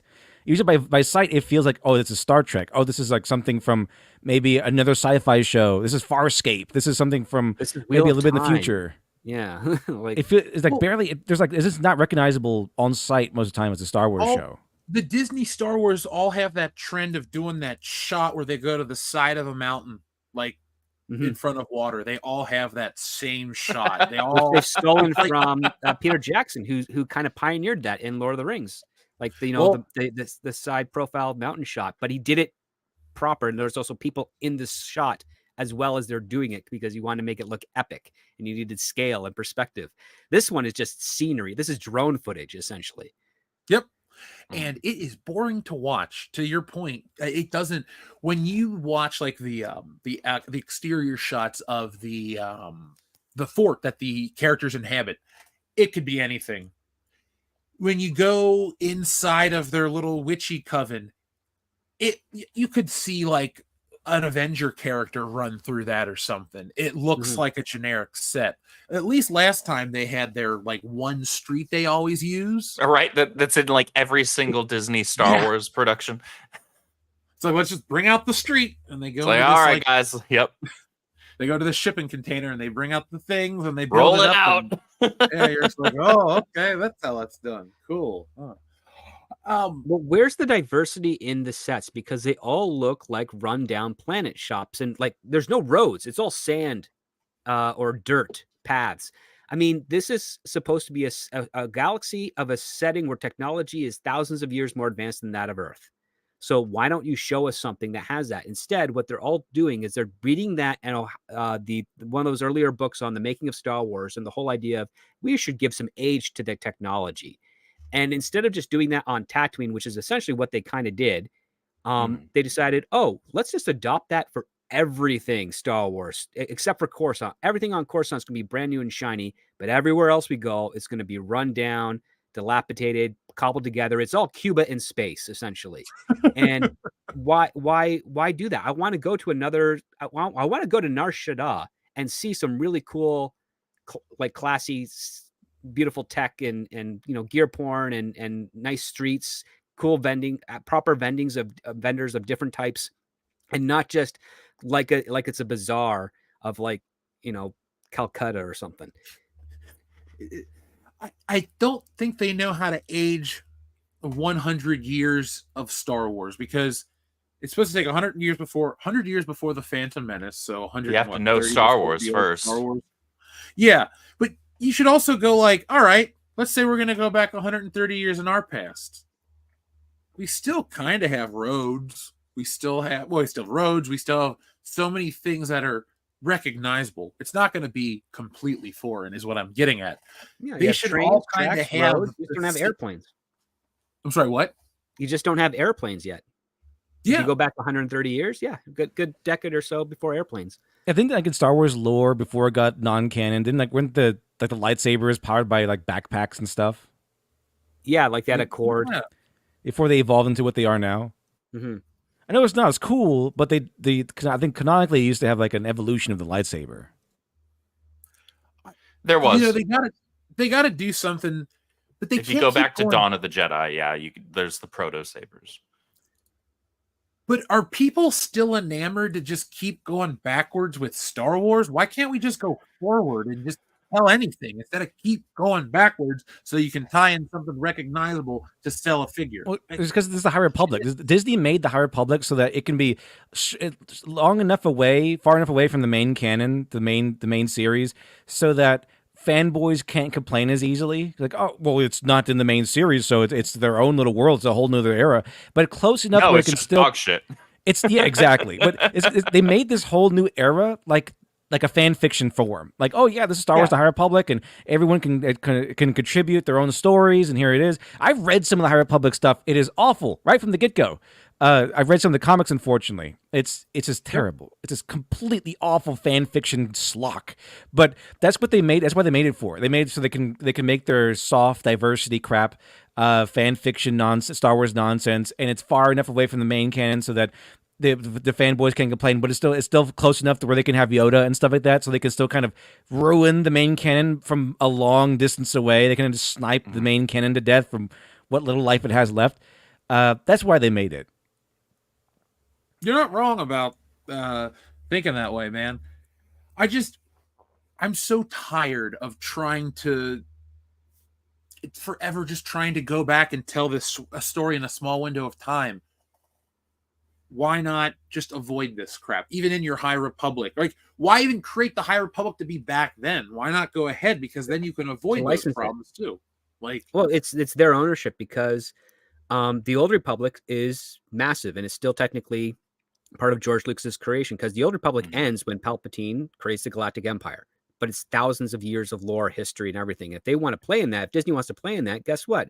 Well, whatever monies they make off of that, if any, they have to share with George Lucas, because he still has a creator ownership of that type of stuff. So all these things that you're seeing that are coming up new characters and whatnot is done so that they don't have to pay rights to George Lucas, additional rights to George Lucas, in addition to having already purchased Lucasfilm from him. He still gets a kickback essentially from that.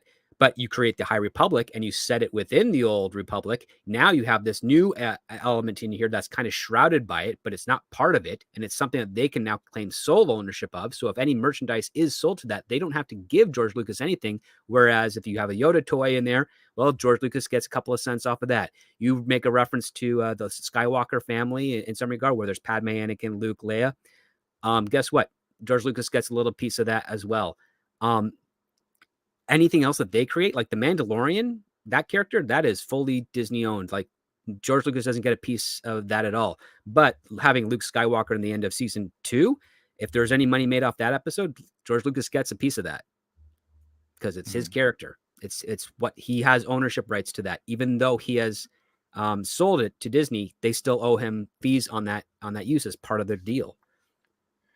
Well, so one minor correction here, that was vast majority correct, but the High Republic does not take place within the Old Republic era of the EU and Legends. That ends about 1,000 years BBY. High Republic is supposedly, according to Disney Lucasfilm, that slice from then until basically the fall of the Jedi Order. I'm just going by what Obi-Wan said in the original trilogy, which is like the Old Republic. That's what it was. I'm talking about like the in terms of the actual Star Wars chronology, because that's not something that George was actually thinking about at the time. So far as we know, and I've never seen anything from his writing that suggests otherwise. The Old Republic era, like on a chronology, would be 25,000 and like 50 or 25,053 BBY to 1,000 BBY. This is Star Wars even I don't think about. Old Republic is like my Star Wars. No, I'm like, wow, man. I know like who designed what and did this and that, but I'm like, I don't know shit about like this era. Old Republic is the Star Wars era that I care most about. That's basically it. When I guess to provide clarification, when Obi-Wan refers to the Old Republic, I think he's referring to it as, because the Republic literally doesn't exist anymore. So like that old thing over there, the thing that once existed, in the way that we would refer to it like that, rather than it being an era. Well, I mean, it became an era after the movie. Like up until that point, you're going by the script, you're going by what George Lucas said, is like before I was a Jedi in the Old Republic, before the Dark Times, before the Empire. That's your delineation point. Yeah, they started the brand new year at BBY because the first 20 years of that was the Galactic Empire. And prior to that was the Republic, which, of course, which has stood for 1,000 generations. Again, that's another quote from the prequel. That's how it's going to be defined. I mean, yes, you have the Old Republic era with regards to Satele Shan and all those peak characters. That's part of it, but that's definitely far more the focus point of what it is. But what you're talking about is just the addendums that have been made since that original trilogy. That has defined what the Old Republic is to these days, especially with the legendary games of Knights of the Old Republic. Peak Star Wars gaming. Rogue Squadron, what are we talking about? Star Wars Episode 1 Racer? Oh my god, that's the shit right there. No, I was talking about KOTOR, but those games are fantastic as well. Don't get me wrong. Dude, when your game is better than your movie, that's saying something. Spider-Man 2, great game, great movie. Episode 1. By the way, how do you feel like Lizzie Headland wanting to do KOTOR? No. They came out also. No. She wants to do that one. No. Unequivocally, no. You know what she does, though? Revan is going to be not only a woman, but a lesbian. She's going to put Bastila and Revan together. Right, which is going to be... Watch, this whole episode was just so that they could do that and still justify Satele Shan existing. Well, I got a real question, though. Why do they do the thing where they put the diversity is the villain? Because then the villain can't get their comeuppance and the story is limp and we don't give a shit anymore. Why don't, if Why don't they just make it the hero and then stop trying to make a villain misunderstood and just make him a piece of shit? Because they are the villains. They see themselves as the villains, and what they see villainy as is against society. That they're not really bad people. They're just they're not along with society. They're not normalized with society. So they identify with villains because they are supposedly ostracized from society and therefore misunderstood. That's why they always make villains misunderstood. Not quite. There's a comment part has to do with the amateur effect of trying to make an unlikable character likable by everyone. This is something a lot of first-time writers always do. It's like, I'm going to take this bad guy and I'm going to make you love this bad guy and make them do bad things. That is what they're doing. It's incredibly difficult to do. Not many writers are actually able to pull that off. Certainly not many first-time writers. I want to point out something, and somebody in the chat made a great comment here. Gravy No Glitter says this is 100% postmodernism. It's not about good versus evil. It's about representation. It's a toxic world where we're the bad guys. That first part of it, where he says it's not about good versus evil, that's actually touched on in this episode, where the I forgot her name already because the episode was so forgettable because the show sucks. But the head of the coven, the head of the coven even said when Osha mentioned like the Jedi being good. And like that's one of the like she wanted to go be a Jedi. She wanted to be good. She wanted to go, explore the galaxy, whatever, right? And her other mom, the black mom, was like, "Well, it's not so simple, right? It's not about good versus evil. It's about who has the power." And I'm like, "Wow! So it's just mask off." You're literally you said it. You said it. And who's allowed to use it? Yeah, and who's allowed to use the power? It's not about who's good and who's evil. Wow, really? I hate, man. To me, the Jedi are good. Yeah, for me, the Jedi are evil. The person who determines who uses the power is usually the one that's evil because they're making the choice. It's not egalitarian.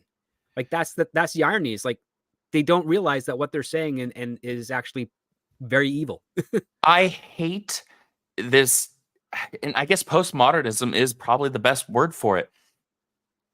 When it comes to fiction, when it comes to just storytelling in general right now, where we can't just have that clear, defined good and evil anymore. We can't have the truly heroic hero and the truly villainous villain. It's all got to be skewed and all these shades of gray. And yeah, in the real world, there are some shades of gray, but I think it's gotten way too blurred in storytelling to the point where, to Script's point, like you have people trying to make unlikable villains all of a sudden, I'm going to make you like them. Most writers can't do that. They're not capable of doing that. And most people just want to see the hero win.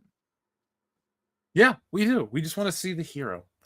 So TLJ Screwjob, and we're going to read all these right now, folks. Thank you for your patience. So May is like Wanda in Multiverse of Madness after the Darkhold is burned. She gets like a thing on her head up here, like this white dot pattern. It was from that, what was it, the Ascension or whatever the hell they called it? Yeah, Ascension Millennium, the Corey Feldman song that everybody loves. I did tweet out, I don't want to go to the Ascension, but that's how we become witches. Like that's like a line. There's a literal line of dialogue in this show. Really bad writing. Yeah. Again, you can critique this show till the cows come home before you even have to use any political whatever. It's just poorly made. The dialogue is so bad. Like, how is it? I made the tweet earlier. I think I was even responding to you that I said this makes like some of George's worst prequel dialogue look like gold. Mm-hmm. This is an episode. Folks, I do agree with Script that this didn't ruin the Star Wars lore. Because I get it. You're going to say, well, they ruined the birth, so that ruins Anakin, and then Star Wars is ruined. I don't like episode 1, and my Star Wars is just the 4th one. I don't give a fuck about the other ones anymore. I just like that one movie now. I don't care enough about, like, I hear like this. It matters, but it doesn't ruin Star Wars because it's been ruined by the other movies. It's like, what are we doing now? We're watching a car crash on top of a car crash. It's not making excuses for this stuff, but my point is, if you want to go online and engage in discourse, make sure you just hit them where it hurts. Hit them at the points that actually will tear apart their show, because their show is built on popsicle sticks and duct tape. It's not about, being whatever. They're using Scotch tape. They didn't use duct tape. That's true. It's that shitty tape you get from China. Enrique Vasquez asks, is Jake Lloyd indicated? Is he a better child actor?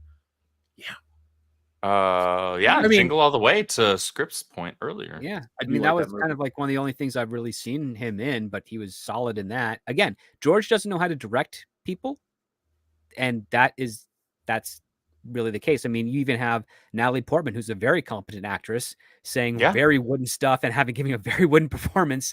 That's when you actually see the director and how important they can be for actors when they're dealing with a script that has terrible dialogue. Yeah. You have to be such an independent actor and proactive, and not needing anybody's direction to just give a strong performance. That's why Ewan McGregor was the true star of that trilogy, because he was the only one that was consistent in terms of Without a giving doubt. just a rock solid performance through all of it. Like, because in episode 2 and episode 3, there's some really bad performances out of otherwise solid actors.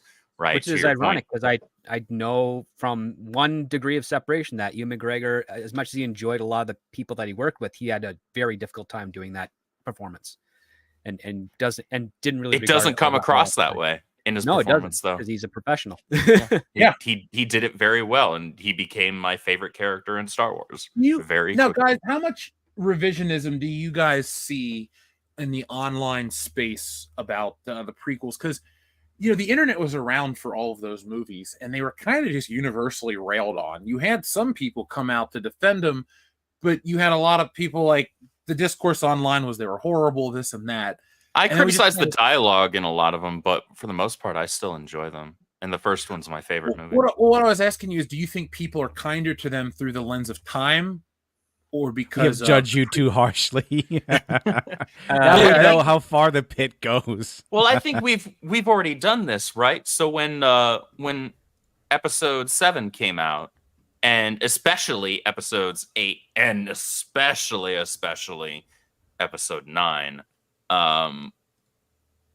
which was just abysmal front to back.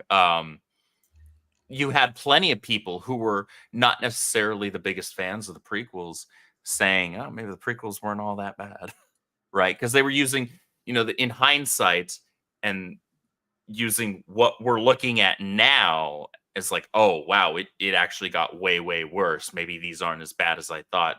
And to those people, they probably still don't actually like the prequels. They're just like, okay, well, they're more tolerable than this stuff, right? For myself, I enjoy the prequels overall. Those are the ones I got to see in theaters with my dad, growing up. And I love the 6 Star Wars films. That is cinematic Star Wars for me. That's all I need. Andrew, I found this old box of Star Wars stuff I had from years ago, and it's pretty big, full of figures. Here's one prequel character, and it's just Obi-Wan Kenobi. Oh, that looks like, was that the, what the hell was the name of that line that had like the little chip that you could stick them on? No, this is not a Comtech, because that's from episode 1. This is the episode 2 Obi-Wan that has a magnetic hand, and he hangs onto the droid. And it's a really weird toy, because like, he can only do this. That's it. He just kind of limited articulation, yeah. Very limited articulation. No, I always give you shit about the prequels. I know. I'm not offended. Because so many people are like, oh, because of the age, you're going to love it now. No, not all of us liked it, even as kids. Some of us were just like, this is so bad. I don't like Star Wars anymore. I found Pokemon that summer. Then I got into wrestling. And, opinions on wrestling aside, The Rock was cool back then. So I was like, I don't care. Anakin, like, here's the thing for me. Star Wars went from being about Luke, Han, and Leia and the coolest shit you'd ever seen to a little kid, a girl who changes costumes every 5 minutes. Darth Maul's dead, so you don't talk about him anymore. And then everybody's fucking boring. Like Samuel L. Jackson's boring. And that guy had already said motherfucker in movies. This wasn't new. It was exciting. I got the cardboard cutout from my uncle who worked at Pepsi. I got the figure. I got all this shit going like, yeah, Mace Windu's going to be cool. But you should have said it in Star Wars. Figure anymore. That's what we're waiting for. You should like just walk into Palpatine's office like, Chancellor Palpatine, you're under arrest, motherfucker. That would have been epic. You don't even have to say, just have him scream. He doesn't even raise his voice. You hire an actor who's only known for that. That's his gimmick. That's his thing. You Why did they hire him for snakes on a plane? 1, because he would do it, and 2, because he got to say, I've had it with these snakes on this plane. Yep. Anyway, you couldn't. It was such, all the parodies that we see in entertainment of like movies, like the hype around a movie. I went back and was doing a lot of research for episode 1 for the 25th anniversary stuff, and I was like, all of the fake stuff that we make fun of about how people would like interpret what a movie hype is like comes from episode 1. That is it. That is the modern definition of like an overhyped movie, and nothing has topped that. And I know we the lens has changed where we're all more positive about it, but it's still so funny to watch that movie, like the behind the scenes of it, and just watching people be deflated. Because if it was universally praised back then, we wouldn't have had the news go around, did you hate it? Like, and people were like, yeah, it was terrible. It's so funny to watch. And I don't know if you could ever really get Star Wars on that pre-episode 1 level again, where it's kind of just universally like, oh, Star Wars, oh, that's great. Like, it used to just be like, oh yeah, that's great. And nobody questioned it or talked about it. It was like Indiana Jones, that was great. Like, everybody was cool with it. We keep adding on these movies, and then the fans fight, and then the remnants just watch it burn. Like, we're all standing around a smoldering pit right now. We're not going to piss on the fire to put it out. We're going to stand around and watch and laugh each week. Like, we got almost 1,000 people here watching because this show does not live up to any expectations. Tomorrow. No, my expectations were pretty low. Well, yes. You know what? I can't go much lower than this floor, so we're just going to stop it there. But tomorrow, folks, you're going to see a lot of great, and I mean terrible, articles about this show. You're going to see some of the most. If Stretch Armstrong wrote an article, it would require less reach, because tomorrow you're about to see some of the most garbage takes on Star Wars and identity and shit, and you're going to be called terrible names too. I can't. It's going to be called a groundbreaking episode. It's going to be praised, lauded, powerful, and stunning. Yeah. The Jedi are child protective services. That's what they are. How many times are you going to be saying, "Oh, the first blah blah blah" in Star Wars? I wonder how. Well, that's what it's all about, right? Like, they've got nothing to their name in terms of something actually creative that's of quality, and so they just have to try and throw out all of these littles. Oh, well, we get to do the first this, or we get to check the box for the first that. Nobody actually cares that would be willing to give you money for this product, because they're not. No, I enjoy doing what we do and entertaining everybody out there. And folks, hit that thumbs up or retweet if you're enjoying this. But I'm enjoying it from that perspective. But there is really nothing.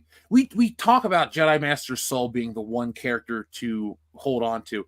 That guy's a good actor, and the guy doesn't. He's not given much to work with. No, but is Carrie Ann Moss doing a good job, or is she just kind of phoning it in? Like, I can't. She seems super wooden, to be honest. Okay, she seems aware of what she's doing. Is like, nope, not giving it the effort.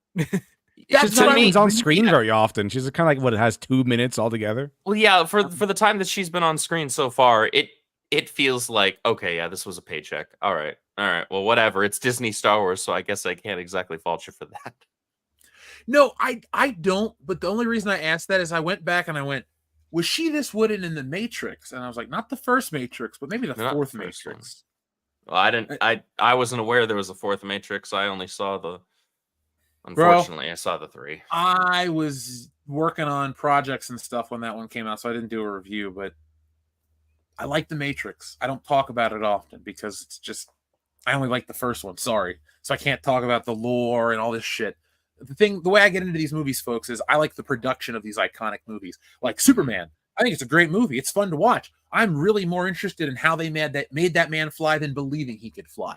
I'm much more interested in hearing Richard Donner talk about the behind the scenes ethics and the view of the world than I am, I don't know, talking about how Superman's powers actually work.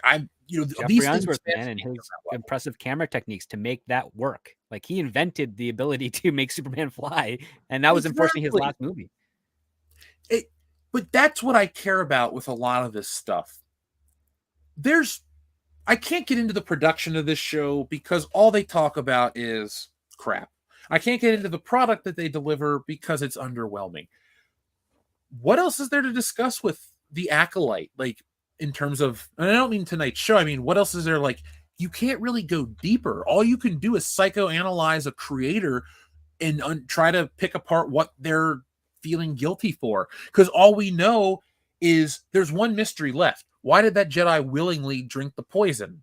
Are we going to find out that the Jedi were up there murdering everybody? Is that the whole point of this? And if that is the case, what is the obsession with making the Jedi evil when I don't get it, because then we're going to just transition into watching Darth Vader rise and then the Jedi die, but that it just waters down that story. My show they're going to show you that the Jedi were not perfect. Oh, daring today, aren't we? At this point, we I'm pretty know sure the Jedi weren't perfect. Was the thing? It's like they got lax because of the period of peace that happened after the last great wars between then and then the war with the Separatists, right? And And they got lazy, they got lax, and they thought, okay, the Sith are extinct. We don't have to worry anymore, and that's why they fell. That's why the Sith were able to undermine them right underneath their noses, and they didn't even realize it until it was way too late. That's already been done. Like, I'm pretty sure we already know the Jedi are imperfect. I'm pretty sure we have more media. Any characters to be perfect. I'm pretty sure we have more media exploring the Jedi being imperfect than we do having them being perfect. Yeah, like, way more. And now, but they still think, oh, we're going to do something bold. We're going to show you that the Jedi were not perfect. I was like, oh, daring today, aren't we? Huh? It's like hearing someone come out with a news story and say, in my story, the angels are evil. Whoa, that's never been done before. Next thing you're going to tell me is you're going to do a new fantasy story where the religious organization is actually the big bad. Breaking ground. No one's ever done that before. New ground. Like, don't play a JRPG or anything. It's like when an angel conceive a child of their own. It's both. It's like, we've never seen that before. No, I've played Devil May Cry. No, and I've consumed a million other things in fiction. It's like, these things you're not doing anything special. Now, speaking of special, let's keep checking with the audience. Our friend Troubles08 says, one phrase to describe the Acolyte. For fuck's sake! Please give us another one.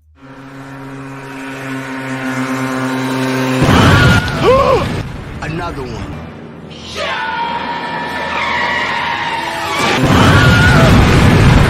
Another one. Another one. Another one. Another one. A lot of people joined during that button.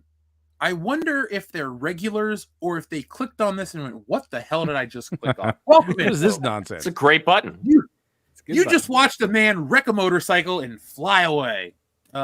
If I knew how to video edit better, I would love to take him fly off the motorcycle to that song Shooting Star and that meme that they do where they just float infinitely through space. I would just love that. Hey, anybody out there good at video editing want to help us out and make me a little video where the guy hits and goes and spins away in space?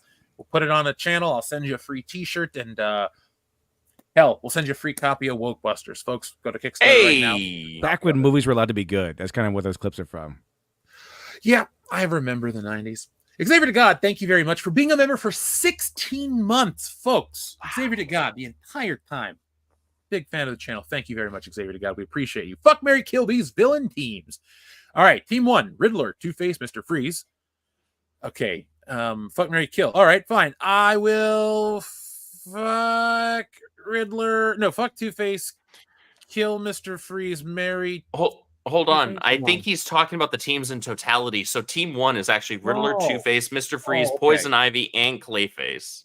Oh, and sorry. Team 2 is Penguin, Bane, Catwoman, Man-Bat, and Killer Croc. Team 3 is Joker, Harley, Scarecrow, Killer Moth, and Mad Hatter. So you have to pick between those individual teams, not the individuals within each team. I think easy. I'm marrying team 3 because you have the Joker, Harley Quinn, and Scarecrow, and Mad Hatter.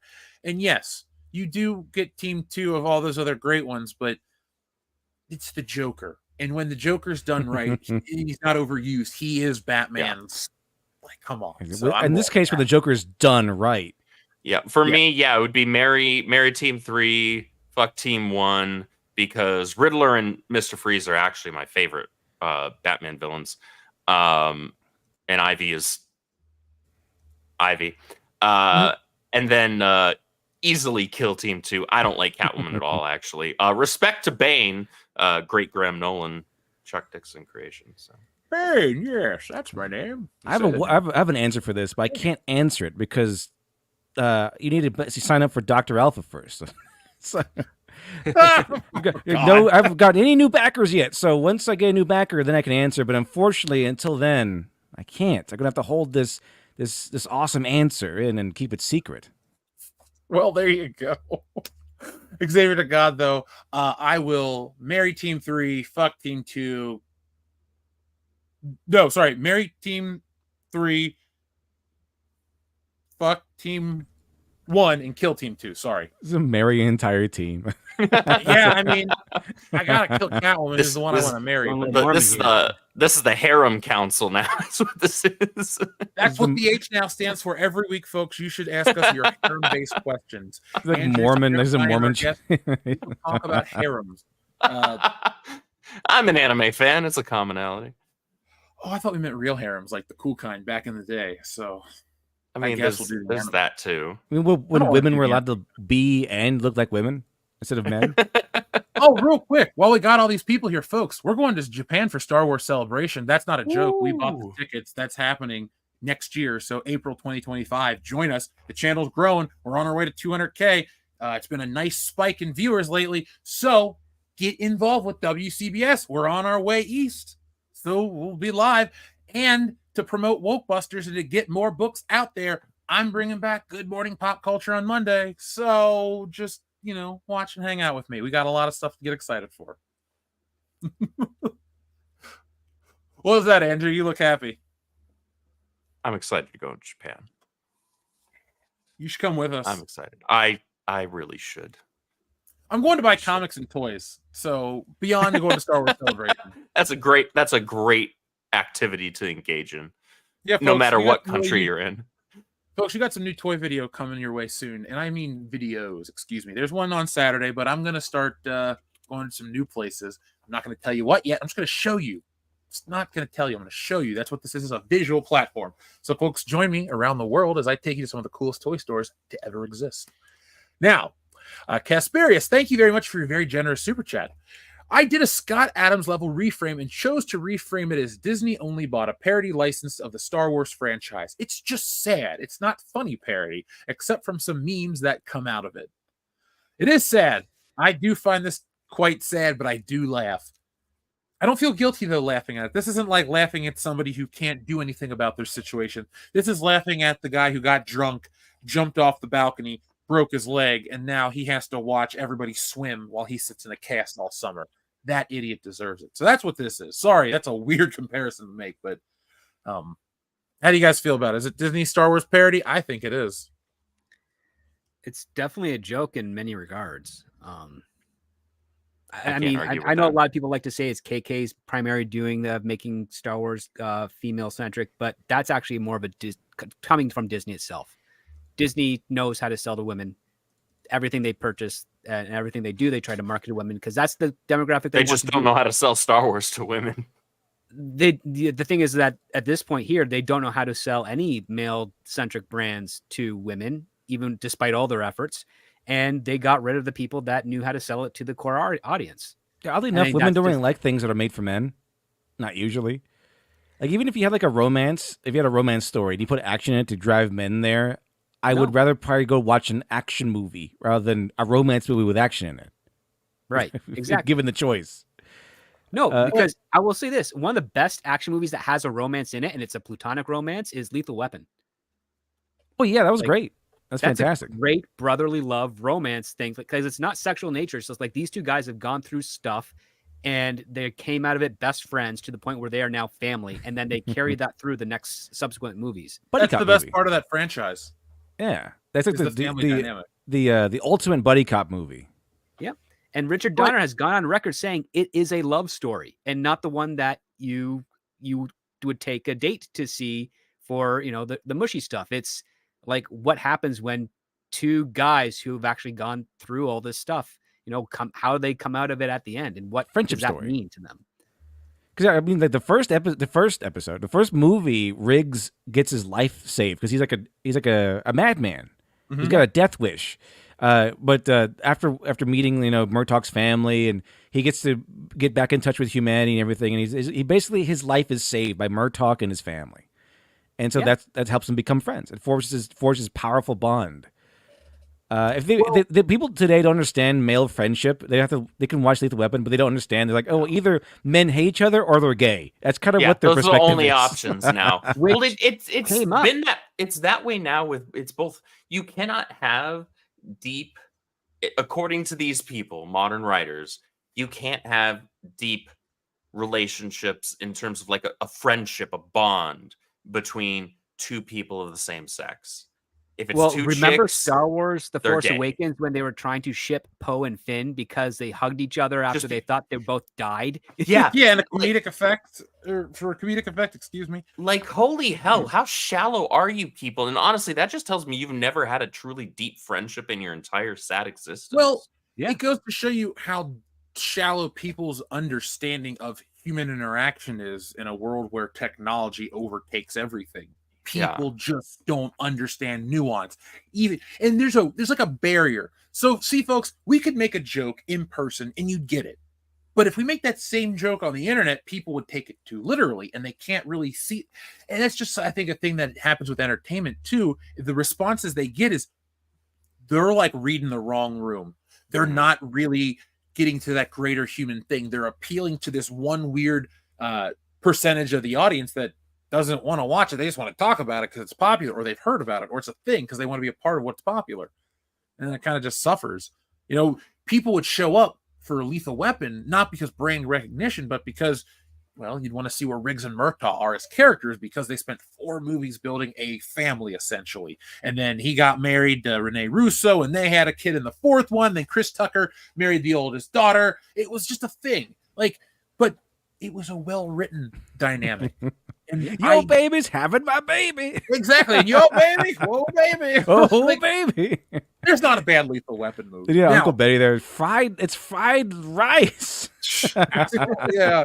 You prick. The one thing I was going to say to you is the one action movie that has romance that I'm cool with is Die Hard, because I like that McClane is motivated to save Holly and everybody else, obviously. But it's all Die for Hard's her. great. I like that every single almost every movie. It's like, okay, we're gonna the wife and him make up in the end, and then by the next time they're broken up again.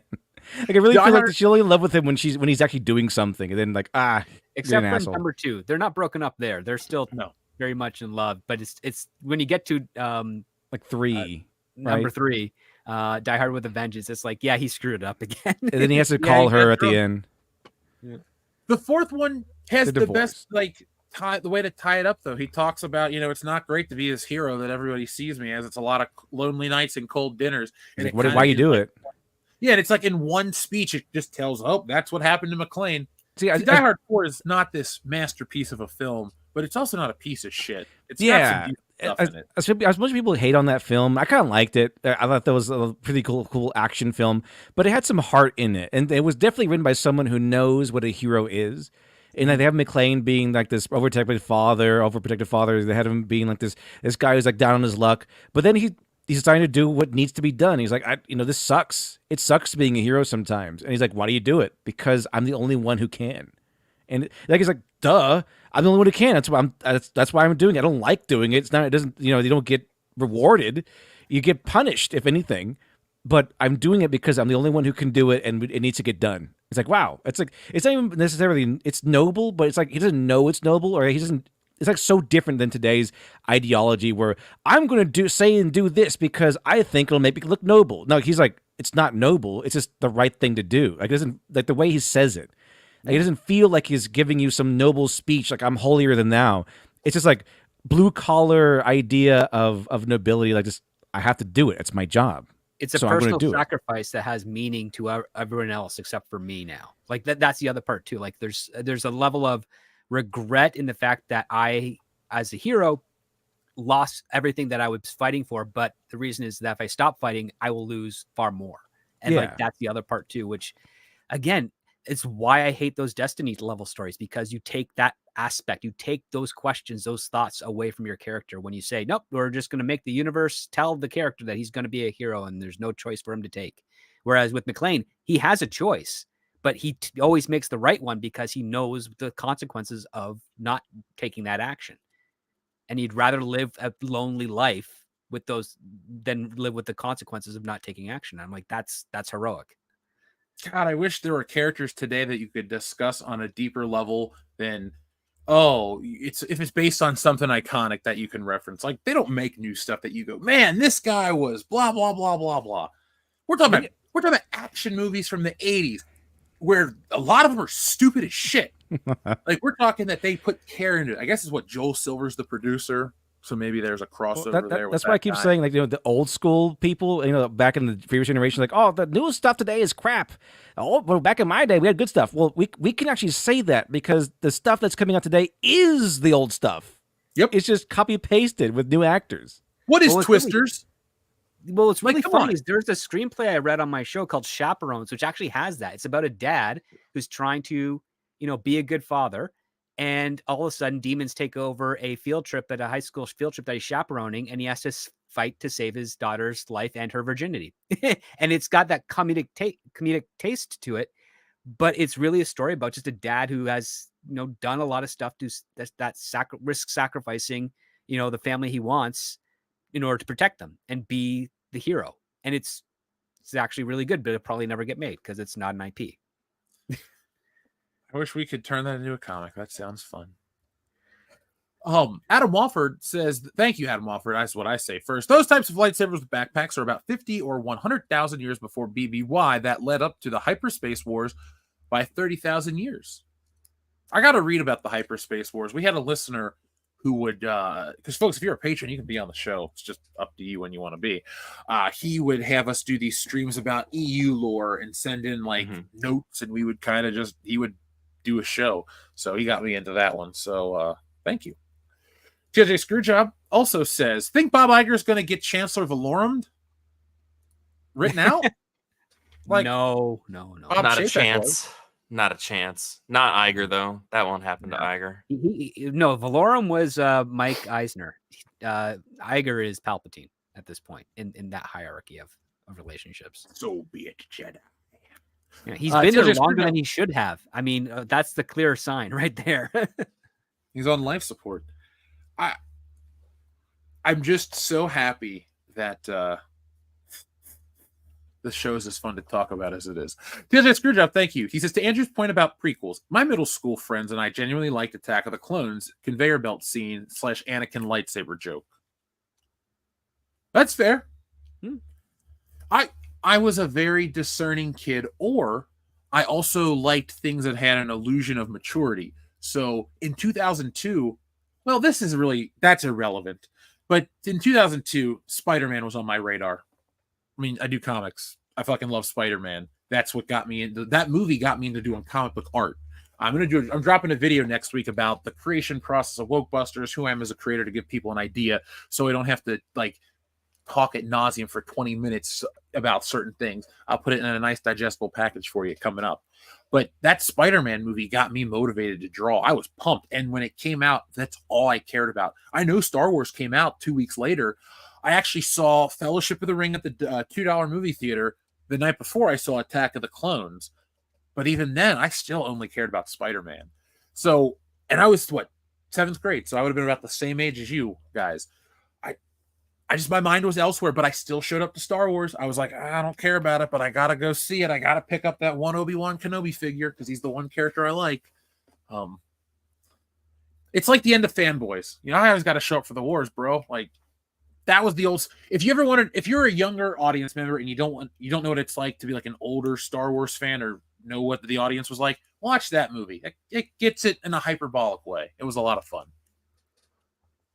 Andrew, how do you feel about the conveyor belt joke? It's fine. You know what I'm going to do real quick?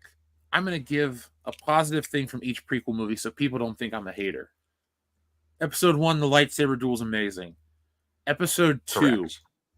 the opening scene is visually interesting. If it wasn't for the technology being a little outdated, because if you watch it on a big TV now, like they don't have faces. They don't like the CGI people aren't done. So I get it. You want to say, oh, it's a remnant of the past, blah, blah, blah. Lucas didn't future-proof his movies. That's the criticism I have about a lot of his work from 97 to 05. It's he created everything in this vacuum of a future that he thought he was going to be ahead of forever, but all he did is lock himself into a low frame or a lower resolution and a bunch of dated CGI. We're at a point where consumer video games outsource or outperform Star Wars movies, and that to me dates them harder than any pair of sideburns, any haircut, any old special effect. The Death Star blowing up twice looked more realistic than some of the shit we got later on. So, well, practical effects never fool the courses of time. Like that's what I've learned. CG is to add in the things that you cannot do practically, and unfortunately, Lucas fostered the CG craze. He then revolutionized it, and filmmakers have been abusing it ever since. Dude, I'd have killed, or if I could alter history, and I couldn't control everything the way I wanted, but George Lucas was still going to do a special edition of Star Wars. I'd have had him just take the same motion capture and like update it like they did in some of the episode 1 stuff, because there's some episode 1 like model work that still looks great. Just do that, because like the full CGI integration never looked good. You know, hell, you could have just redone some of the shots, recomposited them that way, and just make it look like a better version of what you already had. This trying to add bells and whistles sucked, man. Like the Jar Jar hand in episode 1 when he loses the ratchet before he numbs his tongue, that looks like it was just a real arm with makeup on it, but apparently was CG. I mean, really? It's really, really like it's so authentic because everything about it moves way more normal than the wider shots of Jar Jar Binks when he's walking. It just freaked me out. But everyone I've asked that has had connections to Lucasfilm says, nope, that's the CG arm that they did and shot. I mean, there's a hand underneath it that they motion captured, but they did the CG. It's like, wow, that's as great as the T-Rex in Jurassic Park. It's like the shot that still impresses me is from the first Spider-Man when he's just doing the slow motion dodge from the razor bats. I still think that one was awesome. Like when it slows down, the weight of the model and all that shit. That was cool to me. That's your Matrix influence done right. The ending where he does the 360 camera and holds himself, like I was like, whatever. But it was 2002, so you can't really critique it that hard. It was a simpler time, folks. You had to be there. TLJ Screwjob, thank you very much. The Force Awakens, poop. The Last Jedi, poop. The Rise of Skywalker, mega poop, to quote JJ. Oh, sorry. Crap, mega crap. There you go. That's what you wanted, right? And I want pictures of Spider-Man, but I don't got those. But I do have this from TLJ Screwjob. Lit devs, I'm making the story where the Jedi are bad joke reminds me of the media's, oh my God, a black person in the main character in the movie stuff.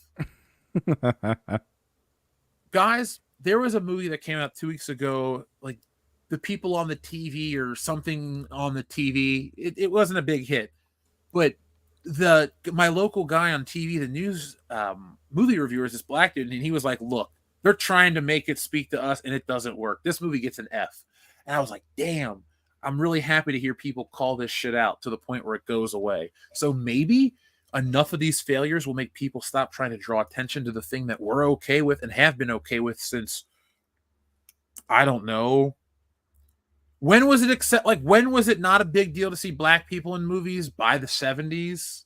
No, I know we want to say like most of the movies I grew up watching and loving had them in it. Like No, Rush Hour is one of my all-time favorite films. No, but I grew up watching. What I was saying is like I was picking like a window of time where they were just like in movies and it wasn't a thing. Like right. That'd be late 70s all the way through the end of the 90s. Like nobody cared. They're just it's just like Eddie Murphy was like one of the world's biggest movie stars in the 80s. You had Sidney Poitier, who people loved. Going back to like Lethal Weapon, you had Danny Glover. Danny Glover? Like people did, like nobody cared. It's like, oh, did they make a performance that moves me as an audience member? Yes. Well, then we like them. You have the Jeffersons. You had Good Times. There were lots of diverse people, and they've always been there. There's this superficial aspect with, well, yes, on a percentage wide scale, there is a little bit of a dominance to one side, but it's not at the expense of everyone else. It's just, this is the show that worked. And when casts come in and do things, it works. I mean, Friends would still be Friends if they got, Ross and Monica were a black pair of brothers and sisters instead of white. However, they would never do the constant divorce stuff for Ross because that would have been taboo at the time. A black man constantly getting married and divorced is not going to be something the rest of society, especially on the extreme left, would appreciate. But regardless of that fact, you had the Fresh Prince of Bel-Air, which was a great show, and you had I grew up watching it. That was James part Avery, of my childhood. who is the voice of the Shredder. Yeah, James Avery. No, it's crap. James Avery. James Avery. Okay, yes. Because I was about to say Avery Brooks. I'm like, no, that's another guy. That's another great actor. But like, he voiced the Shredder, and then he also was Uncle Phil. Like, he was one of the greatest cartoon villains, and then one of the greatest greatest live action dads out there. Arguably the best. Arguably probably the best. Yeah. And I grew up watching that show as well, and I adored it. Well, in honor of Father's Day, maybe we'll put out a little short, best TV dads, best movie dads. Yeah. I don't think there's any good movie dads, though. Like, I vote Tim Taylor's the best TV dad, with Red Foreman as a close second, because he'll kick your ass to do the right shit. But you'll do the right shit. You'll be on the straight and narrow. Funny is that Tim Allen was a good movie dad in the Santa Claus films. Yep. Mm-hmm. It's a good movie dad in Last Man Standing, I thought. Oh, the TV. That's a TV show. Actually, no, he was a bad dad. TV. That was a TV. That was a TV. He handed all of his daughters jobs at his company instead of making them earn it on their own. Like, he totally just phoned it in with that part. Like, he even gave his son-in-law, his father's pot shop to run. Like, that's not, none of those kids earned anything in that show, really. But he did do his best job to try and convey it like he did. But it's like, no, this would all never have happened for those kids if he didn't have the position he had to give them those opportunities. It's like, that's not a good dad moment. That's actually kind of making them very dependent on him. But aside from that part, it was a funny show. I have never seen it. Now, Xavier to God says, fuck, marry, kill, Green Goblin, New Green Goblin, and Hobgoblin. So if you're talking comics and you say New Green Goblin, I guess you mean Harry. Yeah. Okay. Well, and I get to pick and choose the good Hobgoblin, right?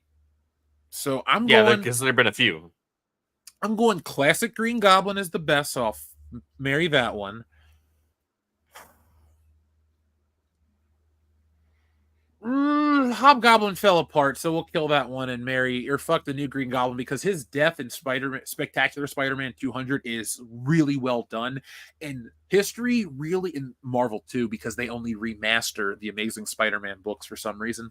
But Spectacular Spider-Man was drawn by a guy named Sal Buscema. Well, it's drawn by many people, but Sal Buscema has the best run on the book. He was the first artist and the longest running later on too.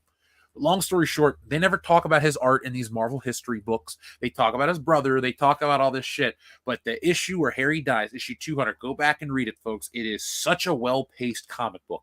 I have read it 15 times. Not an exaggeration. I've read that book a lot. It's a good comic book. But you should check it out because it'll change your perspective on the New Green Goblin. Because you might think Harry sucked in Spider-Man 3, and he does. But that he does in Spider-Man 3, but yeah, like, but the decline in the comic was awesome. Spectacular Spider-Man, folks. Highly recommend the read. Great era of the book. Yeah, I can't argue with that choice.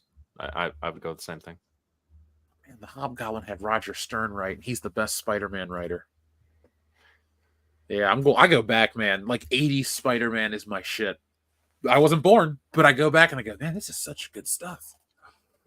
Marvel had some pretty interesting stuff going on in the 80s. I have to give it props for that. I will go as far to say as the 80s are, well, it really might be their best decade, because I was thinking X-Men does start that decade as Byrne Claremont, and that's great. That's the best X-Men. And it ends with Michelini, McFarlane on Spider-Man. You got Jim Lee. I think Jim Lee starts in 89. You got these great talents to start and end a decade. If I don't say the 80s is the best decade for Marvel, I just say that the 80s is the best decade for comic books. DC edges them out slightly. Actually, by a more lot. Sensational stuff going on that could edge them out a little bit, but I do think their sensational stuff doesn't compare to their Bronze Age. But at that same time, I think Marvel kind of has more interesting takes on some of their more tentpole stuff. I especially like Frank Miller's Daredevil run. I've been getting into that again. It's good. I like his take on that. I will say DC did have some pretty good stuff with Swamp Thing towards the end of the 80s. Was that Alan Moore writing that? Yeah, that was Alan Moore. I mean, it's still got that pretentious tone that Alan Moore has. That's Oh, just like- Alan Moore. If you're reading an That's just Alan Alan Moore. Moore book, Yeah. that's going to be his thing. Do you Yeah. guys like it? Because I don't. And I'm not the afraid biggest to say it. fan of his, but sometimes he has a good story here and there that he can make work. Yeah. I can see the quality in his work, but I don't like his narrative voice, if that makes sense. I do. Or that Because does. it does come across as just a little too pretentious to me. And I'm like, you're telling a cohesive story here. It's well done, but something about you is rubbing me the wrong way. Well, his V for Vendetta book is incredibly transparent. Like, it's laughably so. Mhm. And you could tell that he completely lost the plot after like the first 6 issues. He just has V give a monologue to like Lady Justice or whatever. Yeah. To spell out everything. But it's fun. Like it was fun little scene because that's something V would do. But yeah, overall, yeah, he is very pretentious. I got in trouble because I said Rorschach's actually the hero, and like, no, Alan Moore said he's the villain. Well, I mean, the writing is that he's the hero. He's the only guy that's set up for any sort of principles. No, Alan Moore said this. And I said, Who well, cares Alan Moore's about an Alan idiot. Moore? That's what I said. Like, well, you're disagreeing with the author? No, I'm agreeing with what's written. Yeah. Alan Yes. Moore doesn't like heroes. So He does it. He really does it. He's like, oh, the bad guys are good, and the bad guys are good guys, and the good guys are bad guys. And this guy is Rorschach is a bad guy because he's right wing. one of my biggest issues with Alan Moore and his method of storytelling is he has spawned a lot of people who fancy themselves as the next Alan Moore while having half the talent but twice the pretentiousness. I mean, And then Speaking of which, the Dr. vocabulary. Alpha. On I was going to Indiegogo. say, no, I was going to ask you to name some names, Andrew, because Tom King. like Tom, I was about to say that. You beat me to Tom Tom King King. thinks he's Alan Moore, but he has a micro fraction of Alan Moore's actual narrative talent. Again, I don't like Alan Moore's narrative voice, but I can acknowledge his talent. Tom King, it's not there. He wishes he was Alan Moore, but he behaves like drunk Frank. Like drunk Frank Miller writing All-Star Miller. Batman and Robin. Yeah. I'm the goddamn Batman. I mean, he blocked me for calling him out on that, which I thought was kind of fun. But no, That's I mean, amazing. Tom King's Dick pretty good. Grayson, I 12 think years old. Scott Snyder is okay, but I think he has. I listen. I thought the concept of the Court of Owls was interesting, but I thought his execution was a little bit too hammy. Could have been better. I do like him. Scott Snyder I like his overall as a I mean, I writer. like him personally. I've talked with him. He's a cool guy, but he should do his own original stuff more than. Well, he is right now, actually. Yeah. Along with a lot of guys that left DC and now they're doing their own line over at Image. I would actually recommend checking it out. They've got some really cool stuff over there. Well, Scott Snyder, he's one of those hot and cold things for me. Either he's putting out a banger for me personally, in terms of like me enjoying the story that he's telling, or it's just something that's like, that's not it. I like Court of Owls and Death of the Family. And then there's like another one that came after that where it's like, what is this? I had to Zero stop Year, reading. 'cause that's what I Dark thought Knight's it Metal was. was really fun. Dark Knight's Death Metal is dog water. But I never The got that follow-up book to it. 'cause I quit. 0 Year went on for far too many issues. I hated that book. So That I was quit it. reading that. It was 0 Year. I hated that one. That was, It was awful. fucking trash. Batman on this little dirt bike and Jim Gordon in the big mech suit and all this It was shit. And his complete uncle- garbage. I was like, okay, because I bought the books after that, but I haven't read them yet because I couldn't get through that one. It was so bad. Yeah, Like, I what is saw a little bit of that where Batman makes the remote control batarang. So like that, we find out some of the dumb technology, and his uncle, what was it, Uncle Robert Kane, was it, or Uncle something Ruckus. Yeah, I'm like, no, you can't give Bruce Wayne aunts and uncles because he would have been raised by them instead of Alfred. That is instead the of whole Alfred. point. Like it's Yeah. always going to be that way. I do like the idea of the Court of Owls maybe mysteriously having them assassinated because they were too good. I like that. I like the idea of Batman's parents being good people, and that they got killed because they're trying to bring light to Gotham. Because then Batman essentially is continuing their legacy. I like that way better than his parents were actually evil and they're all dicks. Yeah, that was I terrible. don't like that. I don't like that either. I want them I to be like good the people. senselessness of violence, though. Like, No, where the idea random, is that like, they anybody should can be. kill. They should be good people because they're supposed to represent the innocent people getting slaughtered at the behest of the corrupt and criminal, and that's what Batman fights against. I mean, he's evolved greatly, since his initial inception as being like a Shadow ripoff. But I think that's to the benefit of the character because it's not only his distance him from the Shadow, but it's given a lot of more intrigue that's going on with him. I mean, heck, Superman didn't even have his parents identified as proper names of Jonathan and Martha until like the mid 50s. Like there's so much. I mean, again, these are the earlier stages of them, and I get it that people like to say, "Oh yeah, let's go back to the early days of Batman and Superman," and then twist and turn things to get more insightful or deconstruct or take a new direction of things for these characters. When you're like, well, they spent over a decade figuring that stuff out. Why do you want to go back and corrupt it again? Why do you want to argue that the Waynes have to be, part of the high elite class that manipulated and stole their wealth, as opposed to being a family that was one of a dozen or so that founded the city, and that there's some sort of deeper connection between Bruce to connect to the parents he never knew by protecting the very city that his family helped create. I think their Court of Owls had him like where the Wayne family is like a really old family. Like they go way back. I think they did like the 5 families or something like that. Like there's the Arkhams, the Waynes, the Canes, the Cobblepots, and another one. That sounds right. Yeah. By the way, I have a page of Tom King if you want to see it, like this sample Tom King.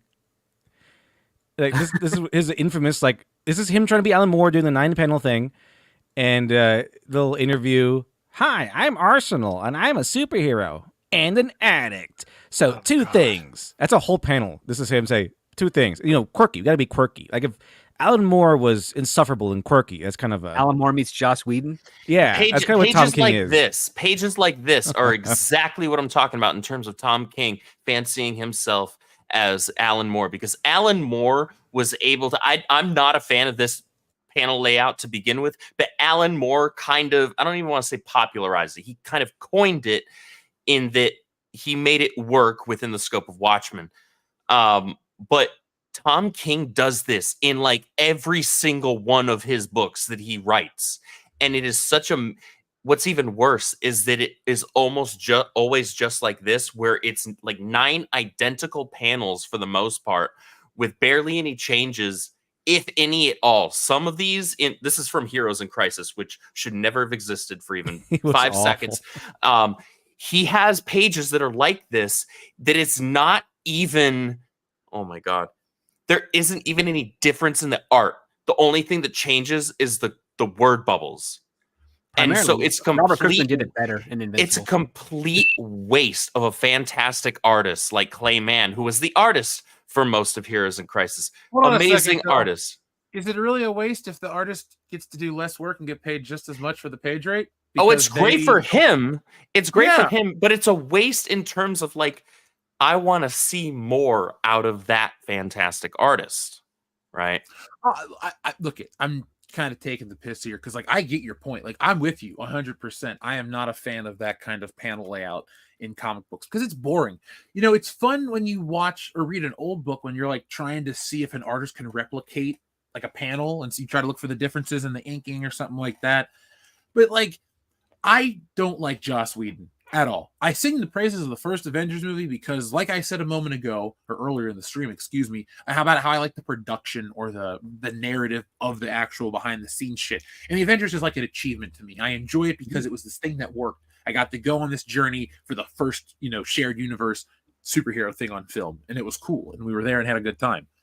But overall, I hate Joss Whedon and his impact on entertainment. If we could just Thanos snap him away, I would. He has not added anything of value to my favorite stuff.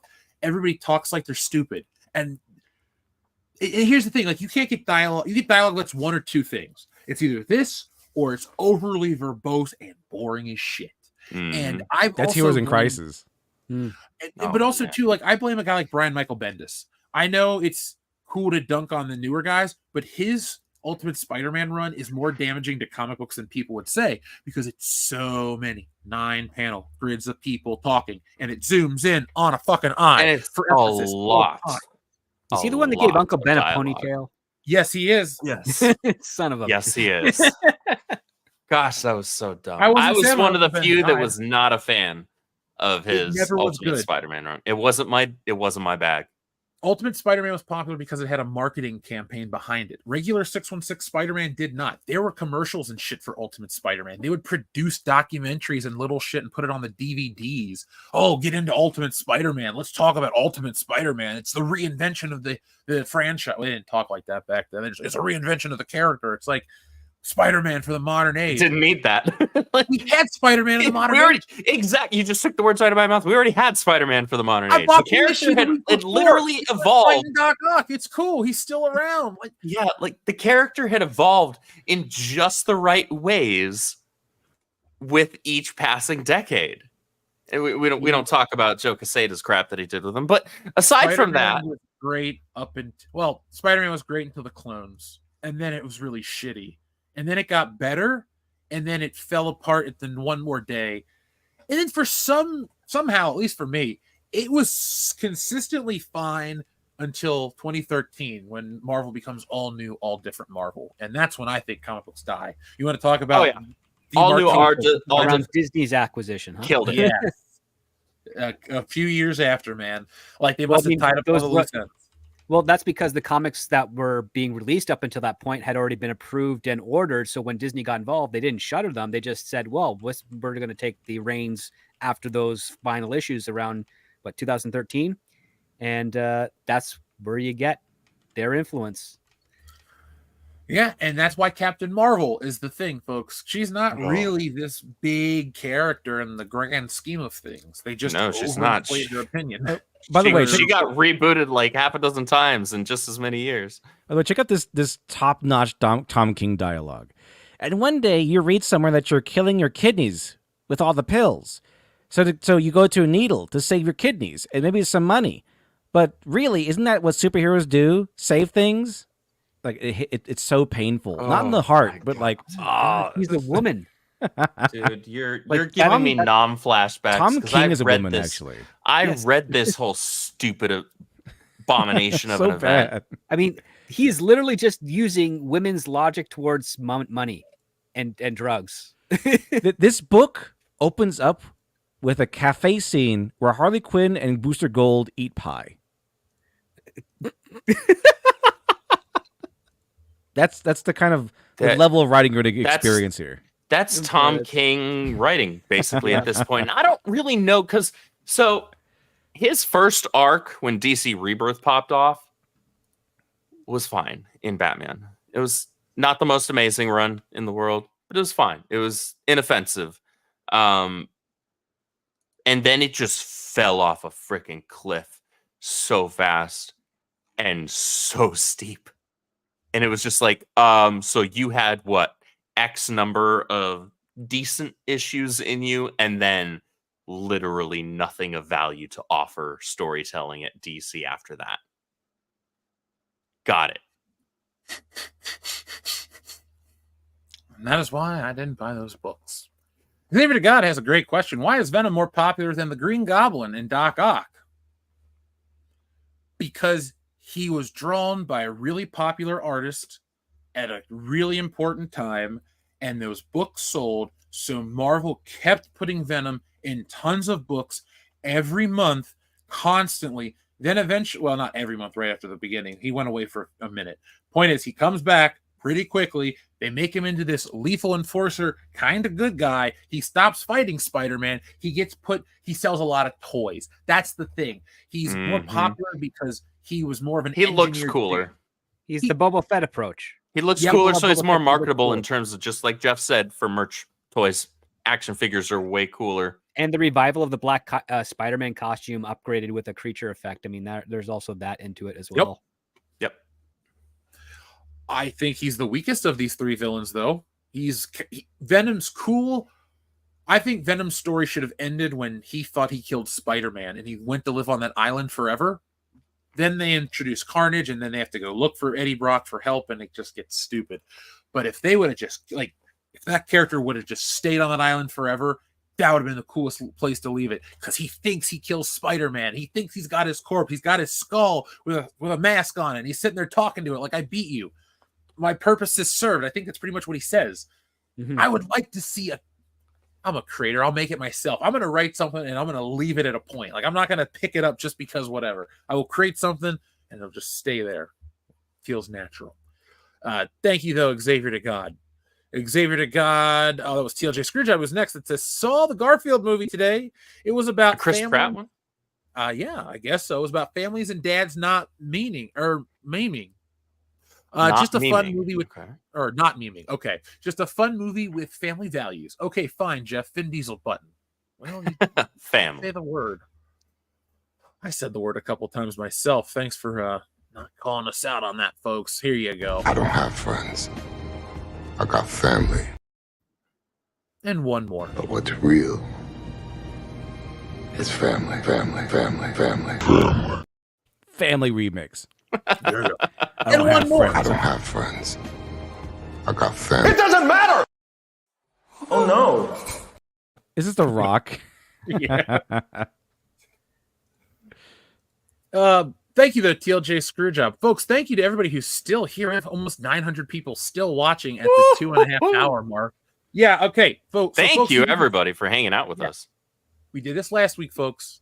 We did it this week. We're going to do it again next week. The High Council is going to be the Acolyte post-mortem show every week because you're here for it. So we'll be here for it next week. Let's see if we can get the number over 1,000 next week. That'd be really cool. So I'm restocking my wine every single Tuesday afternoon. Dude, you know what's crazy?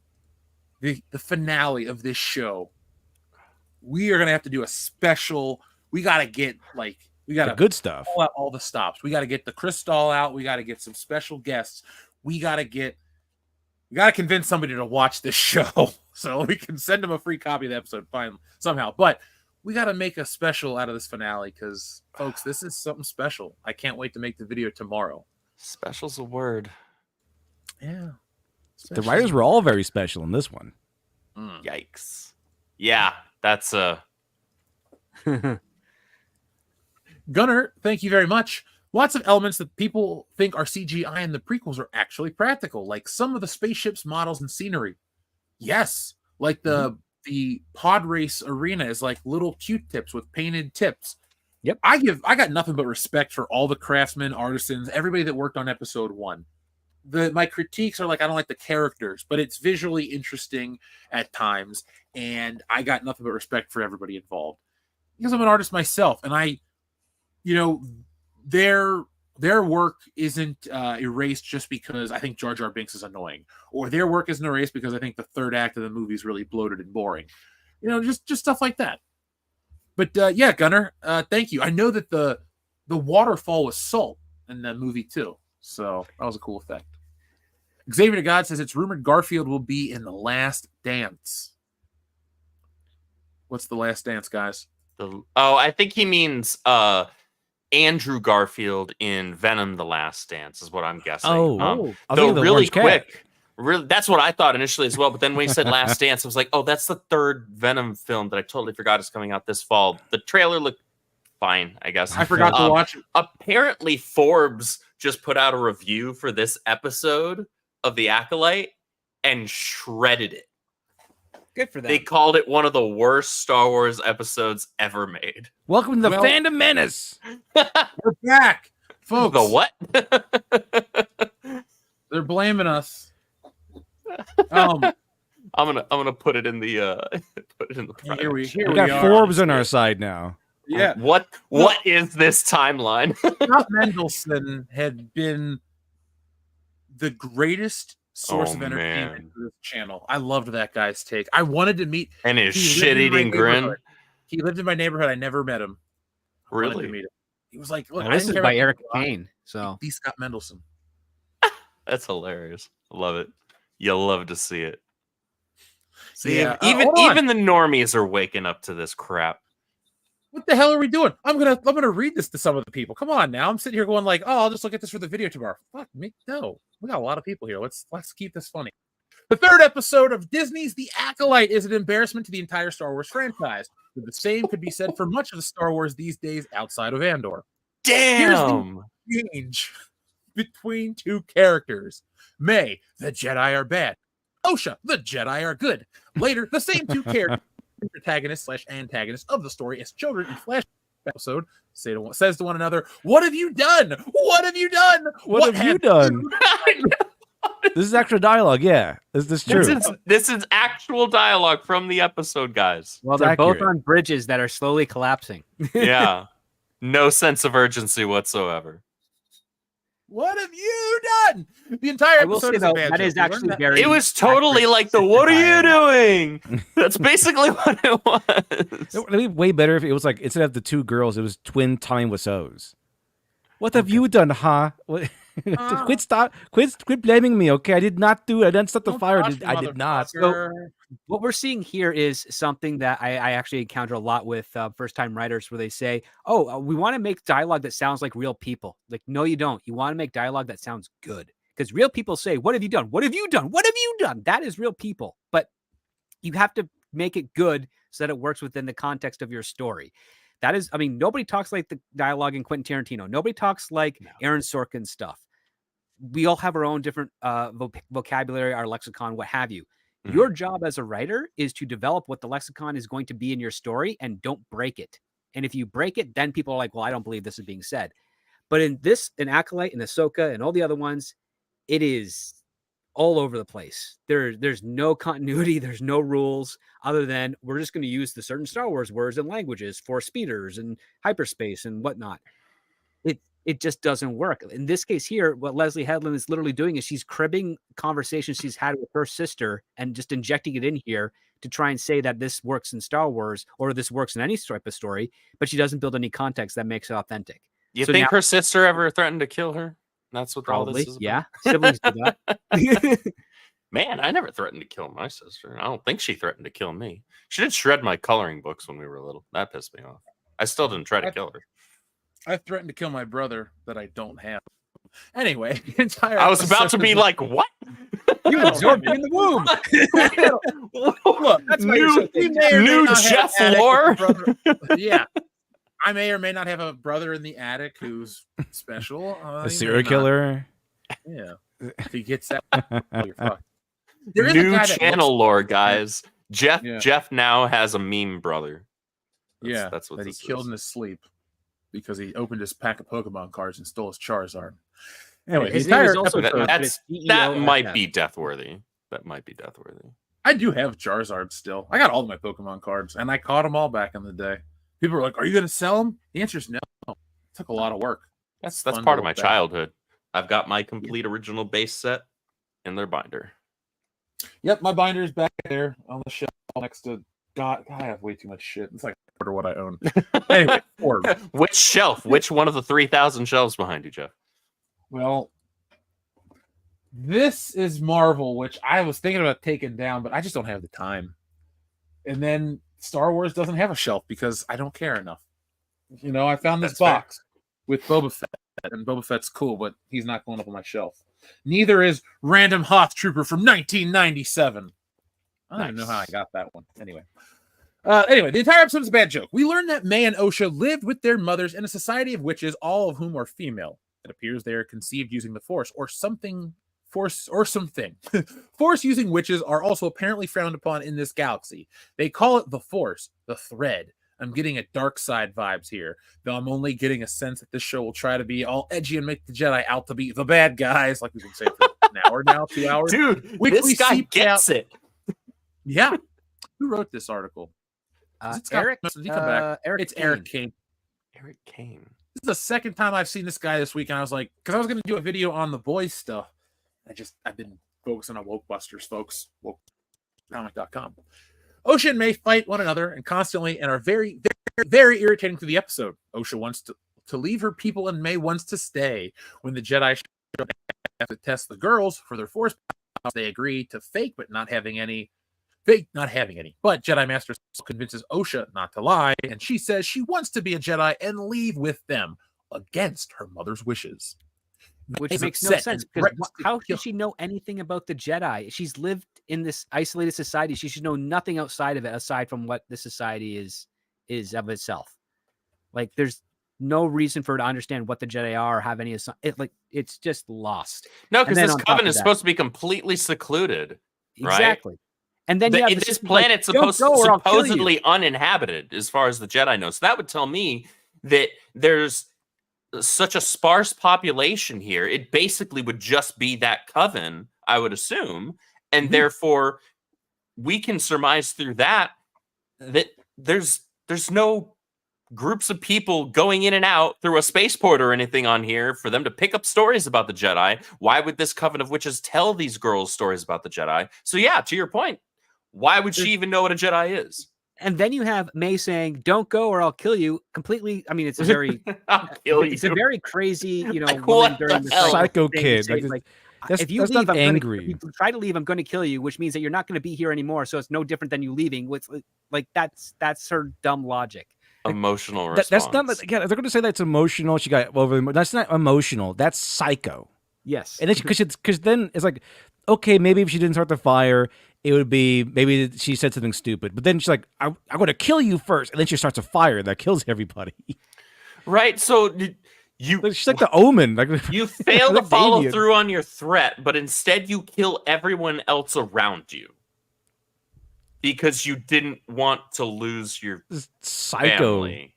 That she's not redeemable. That person is just evil. Yeah, that person, that's- yes. it's an evil bitch right there. And she's driven to be evil because she's selfish.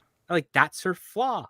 And it's like, that's a good flaw, but geez Louise, you just give us some better bridges to understand that. Don't make her just completely. Well, she already burned at least one bridge. burned and collapsed it. She died on a bridge, or supposedly died on a bridge. Like, there's so much. Can that be the silliness. twist? This is all a dream. Like I- she's I actually will- dead. I would say that I wish, having watched this show now 2 weeks in a row, was all a dream, but then I'd be mad that that's what I dreamt about.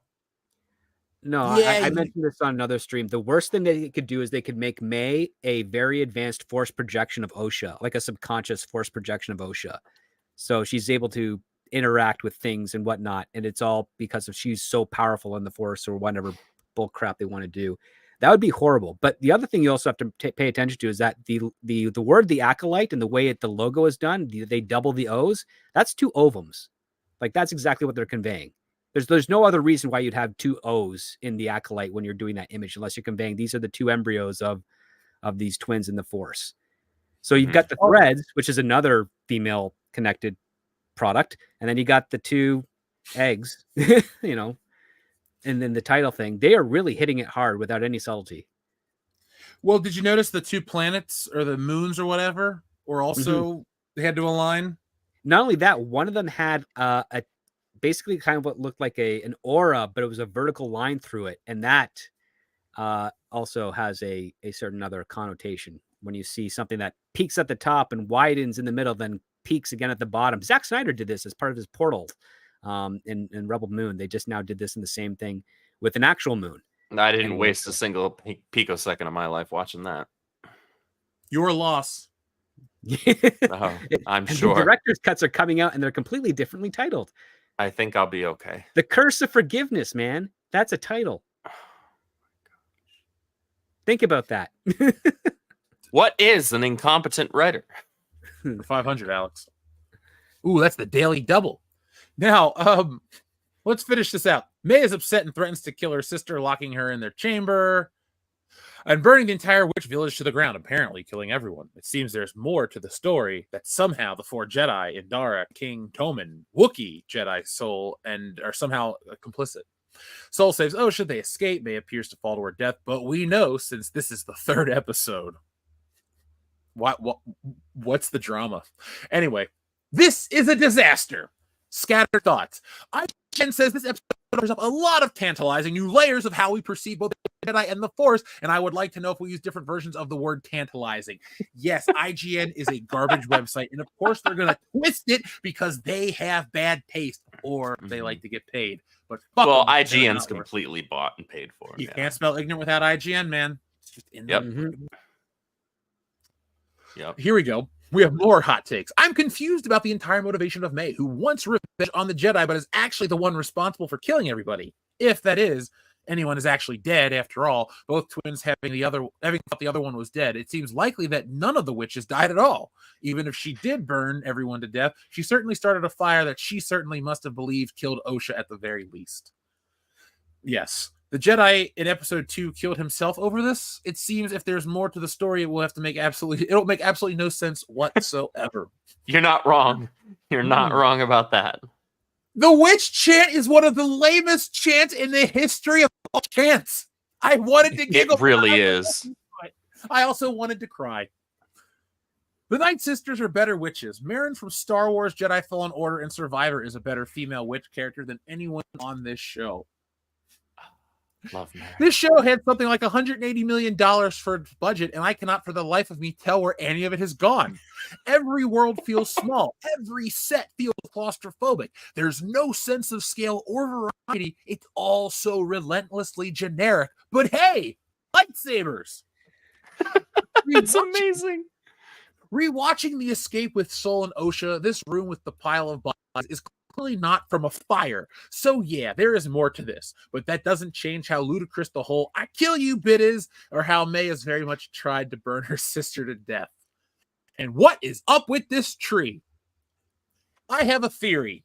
Imposters have taken over Star Wars and lots of other popular genre properties, from The Witcher to True Detective. Maybe they're fans, maybe they're not, but they're certainly masquerading as good storytellers. Oof. I say that Star Wars deserves better stewards, but George Lucas didn't do a very good job of that himself. Yes, in fact, the show keeps reminding me of the prequel trilogy, something I'd rather not be reminded of. Oh, well, what a shame. I'll keep watching, obviously, and I really do hope it gets better. In fact, next week's episode, which is too short and has an annoying ending, is leaps and bounds better than this one is. So that's something to look forward to. Really, to look forward to a shorter episode is a win. Sure, because that's like getting your ass kicked for an hour as opposed to getting your ass kicked for 3 hours, I guess. Man, I should have. It still sucks, but it sucks for less time.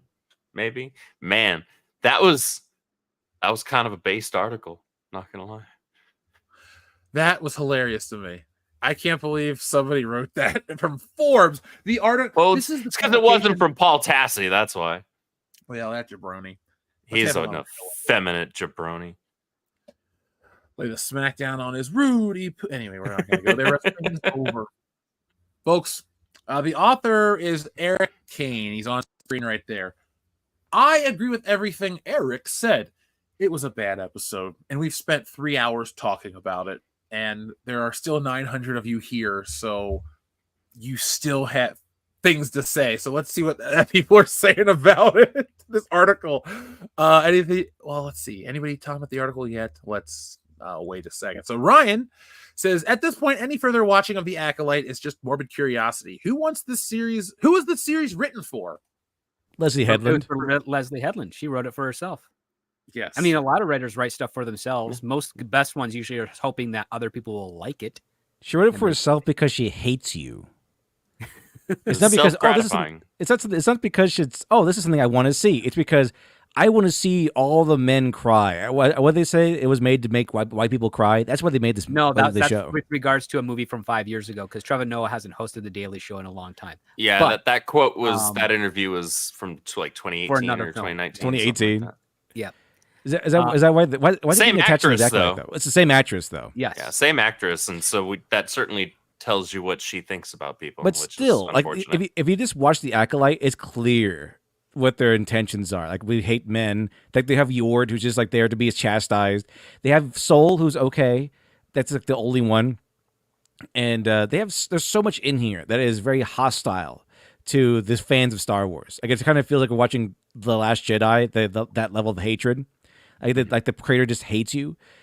So it feels less like a product of love. Like, this is something I really wanted to see, and more like this is something I really wanted to make so that I can make the fans cry.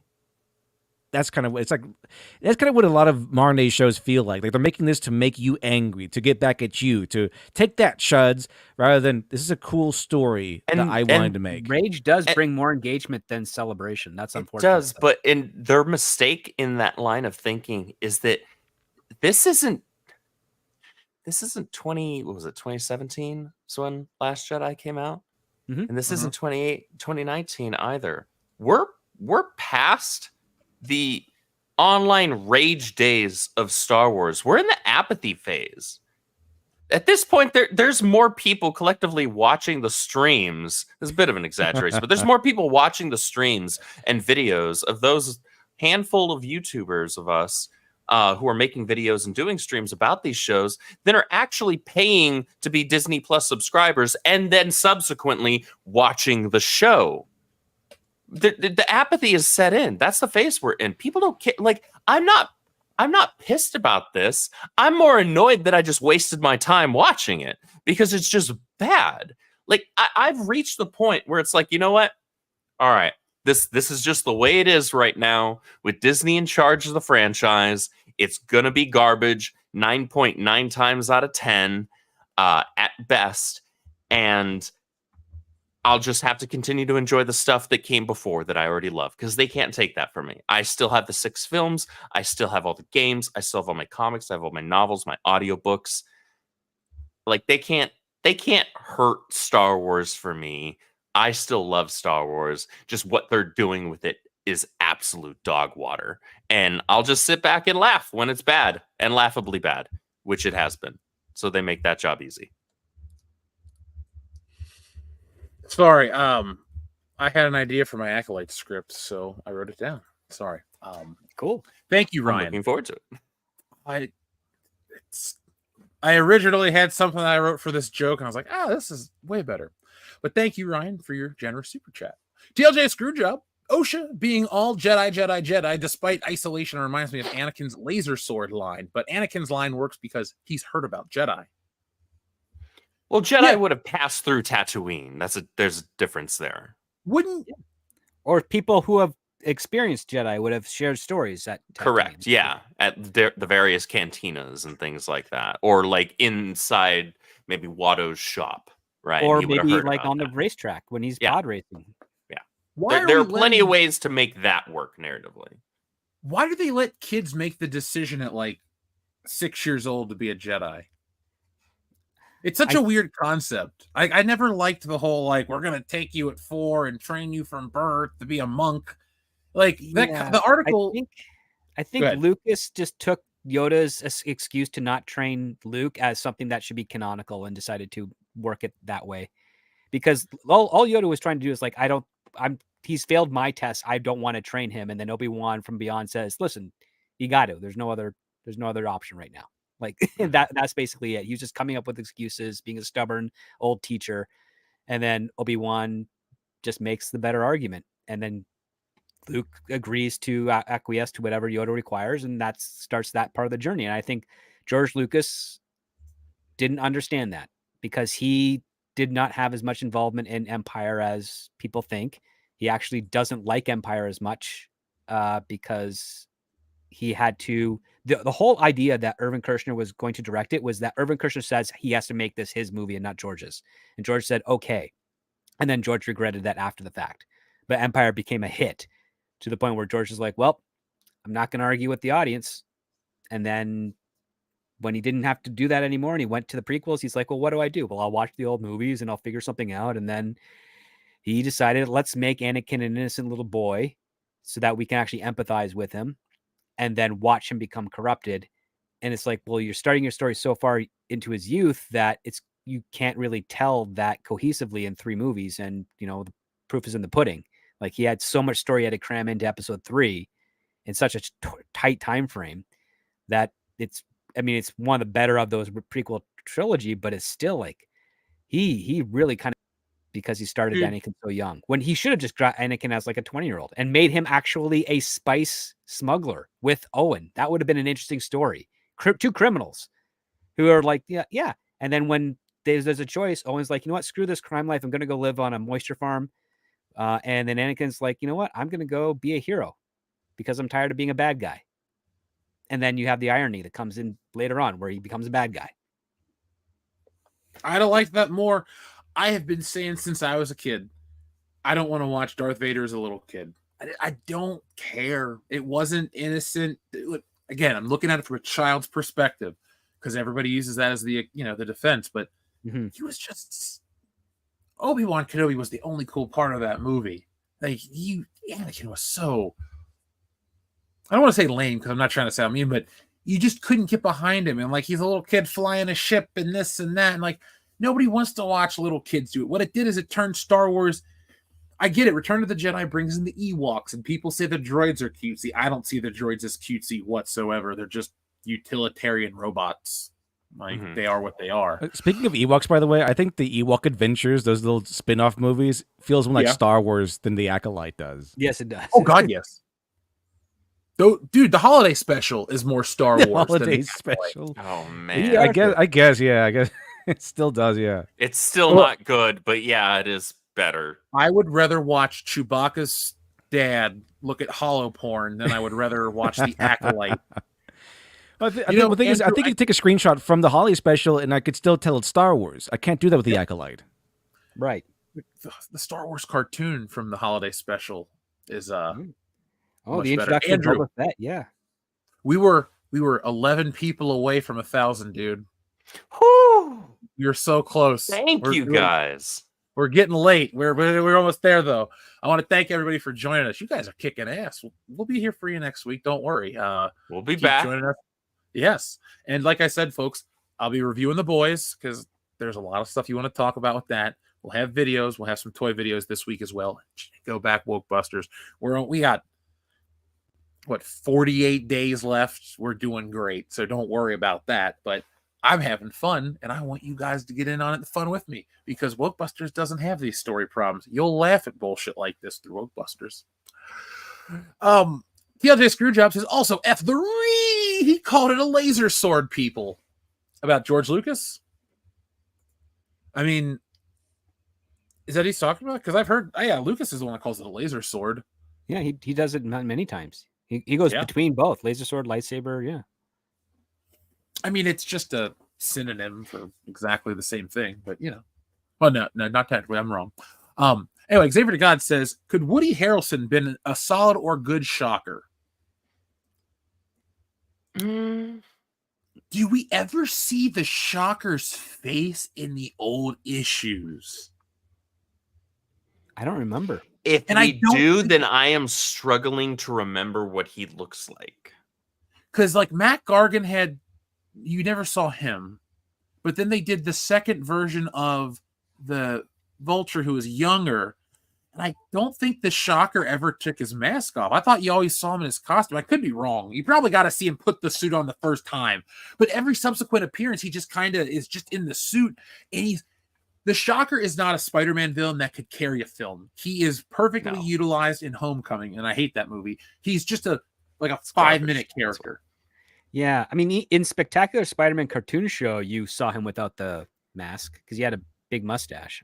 But that's because they mixed it with the Enforcers, because the Enforcers are their own beast. The Shocker would never be a part of that. The Shocker's created by John Romita and Stan Lee, and that's a Ditko creation. So, and hell, they're dead. The big man dies before the Shocker's ever even created in the comic books. God, that's a good cartoon script. I need to watch that show now after The Acolyte. Ugh. Woody Harrelson's been in Star Wars, and Solo, a Star Wars story, is better than The Acolyte. I can't believe you have to say shit like that. Acolyte's really bad, so I mean, a lot of things are going to end up higher than it. Obviously, we are going to have a ton of fun with The Acolyte. What else is there to say about episode 3? Is there anything else that I'm missing? I know I'm going to be up early to be working on the review, so, check it out. But what do you guys think? Anything else you want to say before we, move on? That's about it. I'm just glad it's over. I mean, it's the episode speaks for itself in volumes. It's like mostly hollow and empty, and just empty, blathering, meaningless dialogue went on and on forever, moving from topic to topic with one unbroken sentence. Yeah, they had that dumb 20-second scene of Osha meeting the Wookiee, and then nothing. Yeah, nothing came from that. It's like he's and why is he fixing a bike? Like, what, I think the idea is like, oh yeah, she got inspired to be a mech neck from that Wookiee fixing a bike. I think that's what they're going for. That was it. If he handed her that tool that she used to escape from the fire, that would have made sense. But I was waiting for that. I was waiting for okay, there has to be some interaction here, right? But no, it never came. Think of how easy of connecting plot threads and foreshadowing that would be. Like something that simplistic, that little interaction could have added at least more context to that. But no. That's horrible, abysmal writing. Arguably the worst I've seen in Star Wars. I just hope it gets worse. That's what I'm hoping for. Like, I want this show to keep going down because I will be so happy and motivated to keep making. No, look, folks, like you, I would love Star Wars to be redeemed. I would love to wake up tomorrow and get an email from Disney that says, "We're sorry. Those movies were shit. To apologize, here is a 4K restoration of the original Star Wars on Blu-ray." The original cuts. The original cuts, yes. The original, they go back, they clean up the matte lines. They do a real special edition where they just clean up the stuff that looks a little rough. And you don't change any of the effects. You just I don't know, remove the dust or remove the shit. But other than that, you can't do anything to fix it for me, short of Harrison Ford coming to my house to be like, "Hey, kid, let's..." What am I going to hang out with Harrison Ford? I'm not. We kidnapped him once. It's not cool. But yeah, it's dead. Jim, bury it. There's a eulogy for Star Wars coming very, very soon. But Literature Devil, before we go, where can we find Dr. Alpha? You can find the Second Chance campaign for Dr. Alpha, Miracle Child, and Dead Man's Alibi, the sequel, on Indiegogo, live today on Indiegogo. You can go get it right now. And they're both done. You don't have to wait a long time to get them. They both happen to be done already. So it'll be a pretty quick turnaround. So you can find them. They're fun. I had a lot of fun writing them. A lot of work went into writing them. But if you want an interesting look into superheroes, starring a mad scientist who's he's gradually turning good because now he has to take care of his grandson and everything, and gradually trying to turn his life around, as opposed to walking away from his previous villainous perspective and seeing if he can do it, seeing his perspective challenged by the ideas of being a true hero. That's what it is. And then Dead Man's Alibi is more like the world of the Alphaverse, I guess. But it goes into the world of it, the character, why he turned evil in the first place. You get to see his past and maybe what happened, and it expands greatly on the lore. So also, Dead Man's Alibi was me wanting to do Cranked in a superhero world and then string a bunch of fight scenes together from Raid and stuff. So I thought it was pretty fun. At least the first part of it is. And so I had a ton of fun writing it. And then Press Acevedo had a ton of fun drawing it. He went ahead and individualized every single minion that he fights. When in the script, it was he fights a bunch of minions. Nice. Hey, that shows effort. Yeah, he had a ton of fun writing. He said that Dead Man's Alibi was the most violent comic book he's ever worked on. So a lot of testosterone in there. And puns.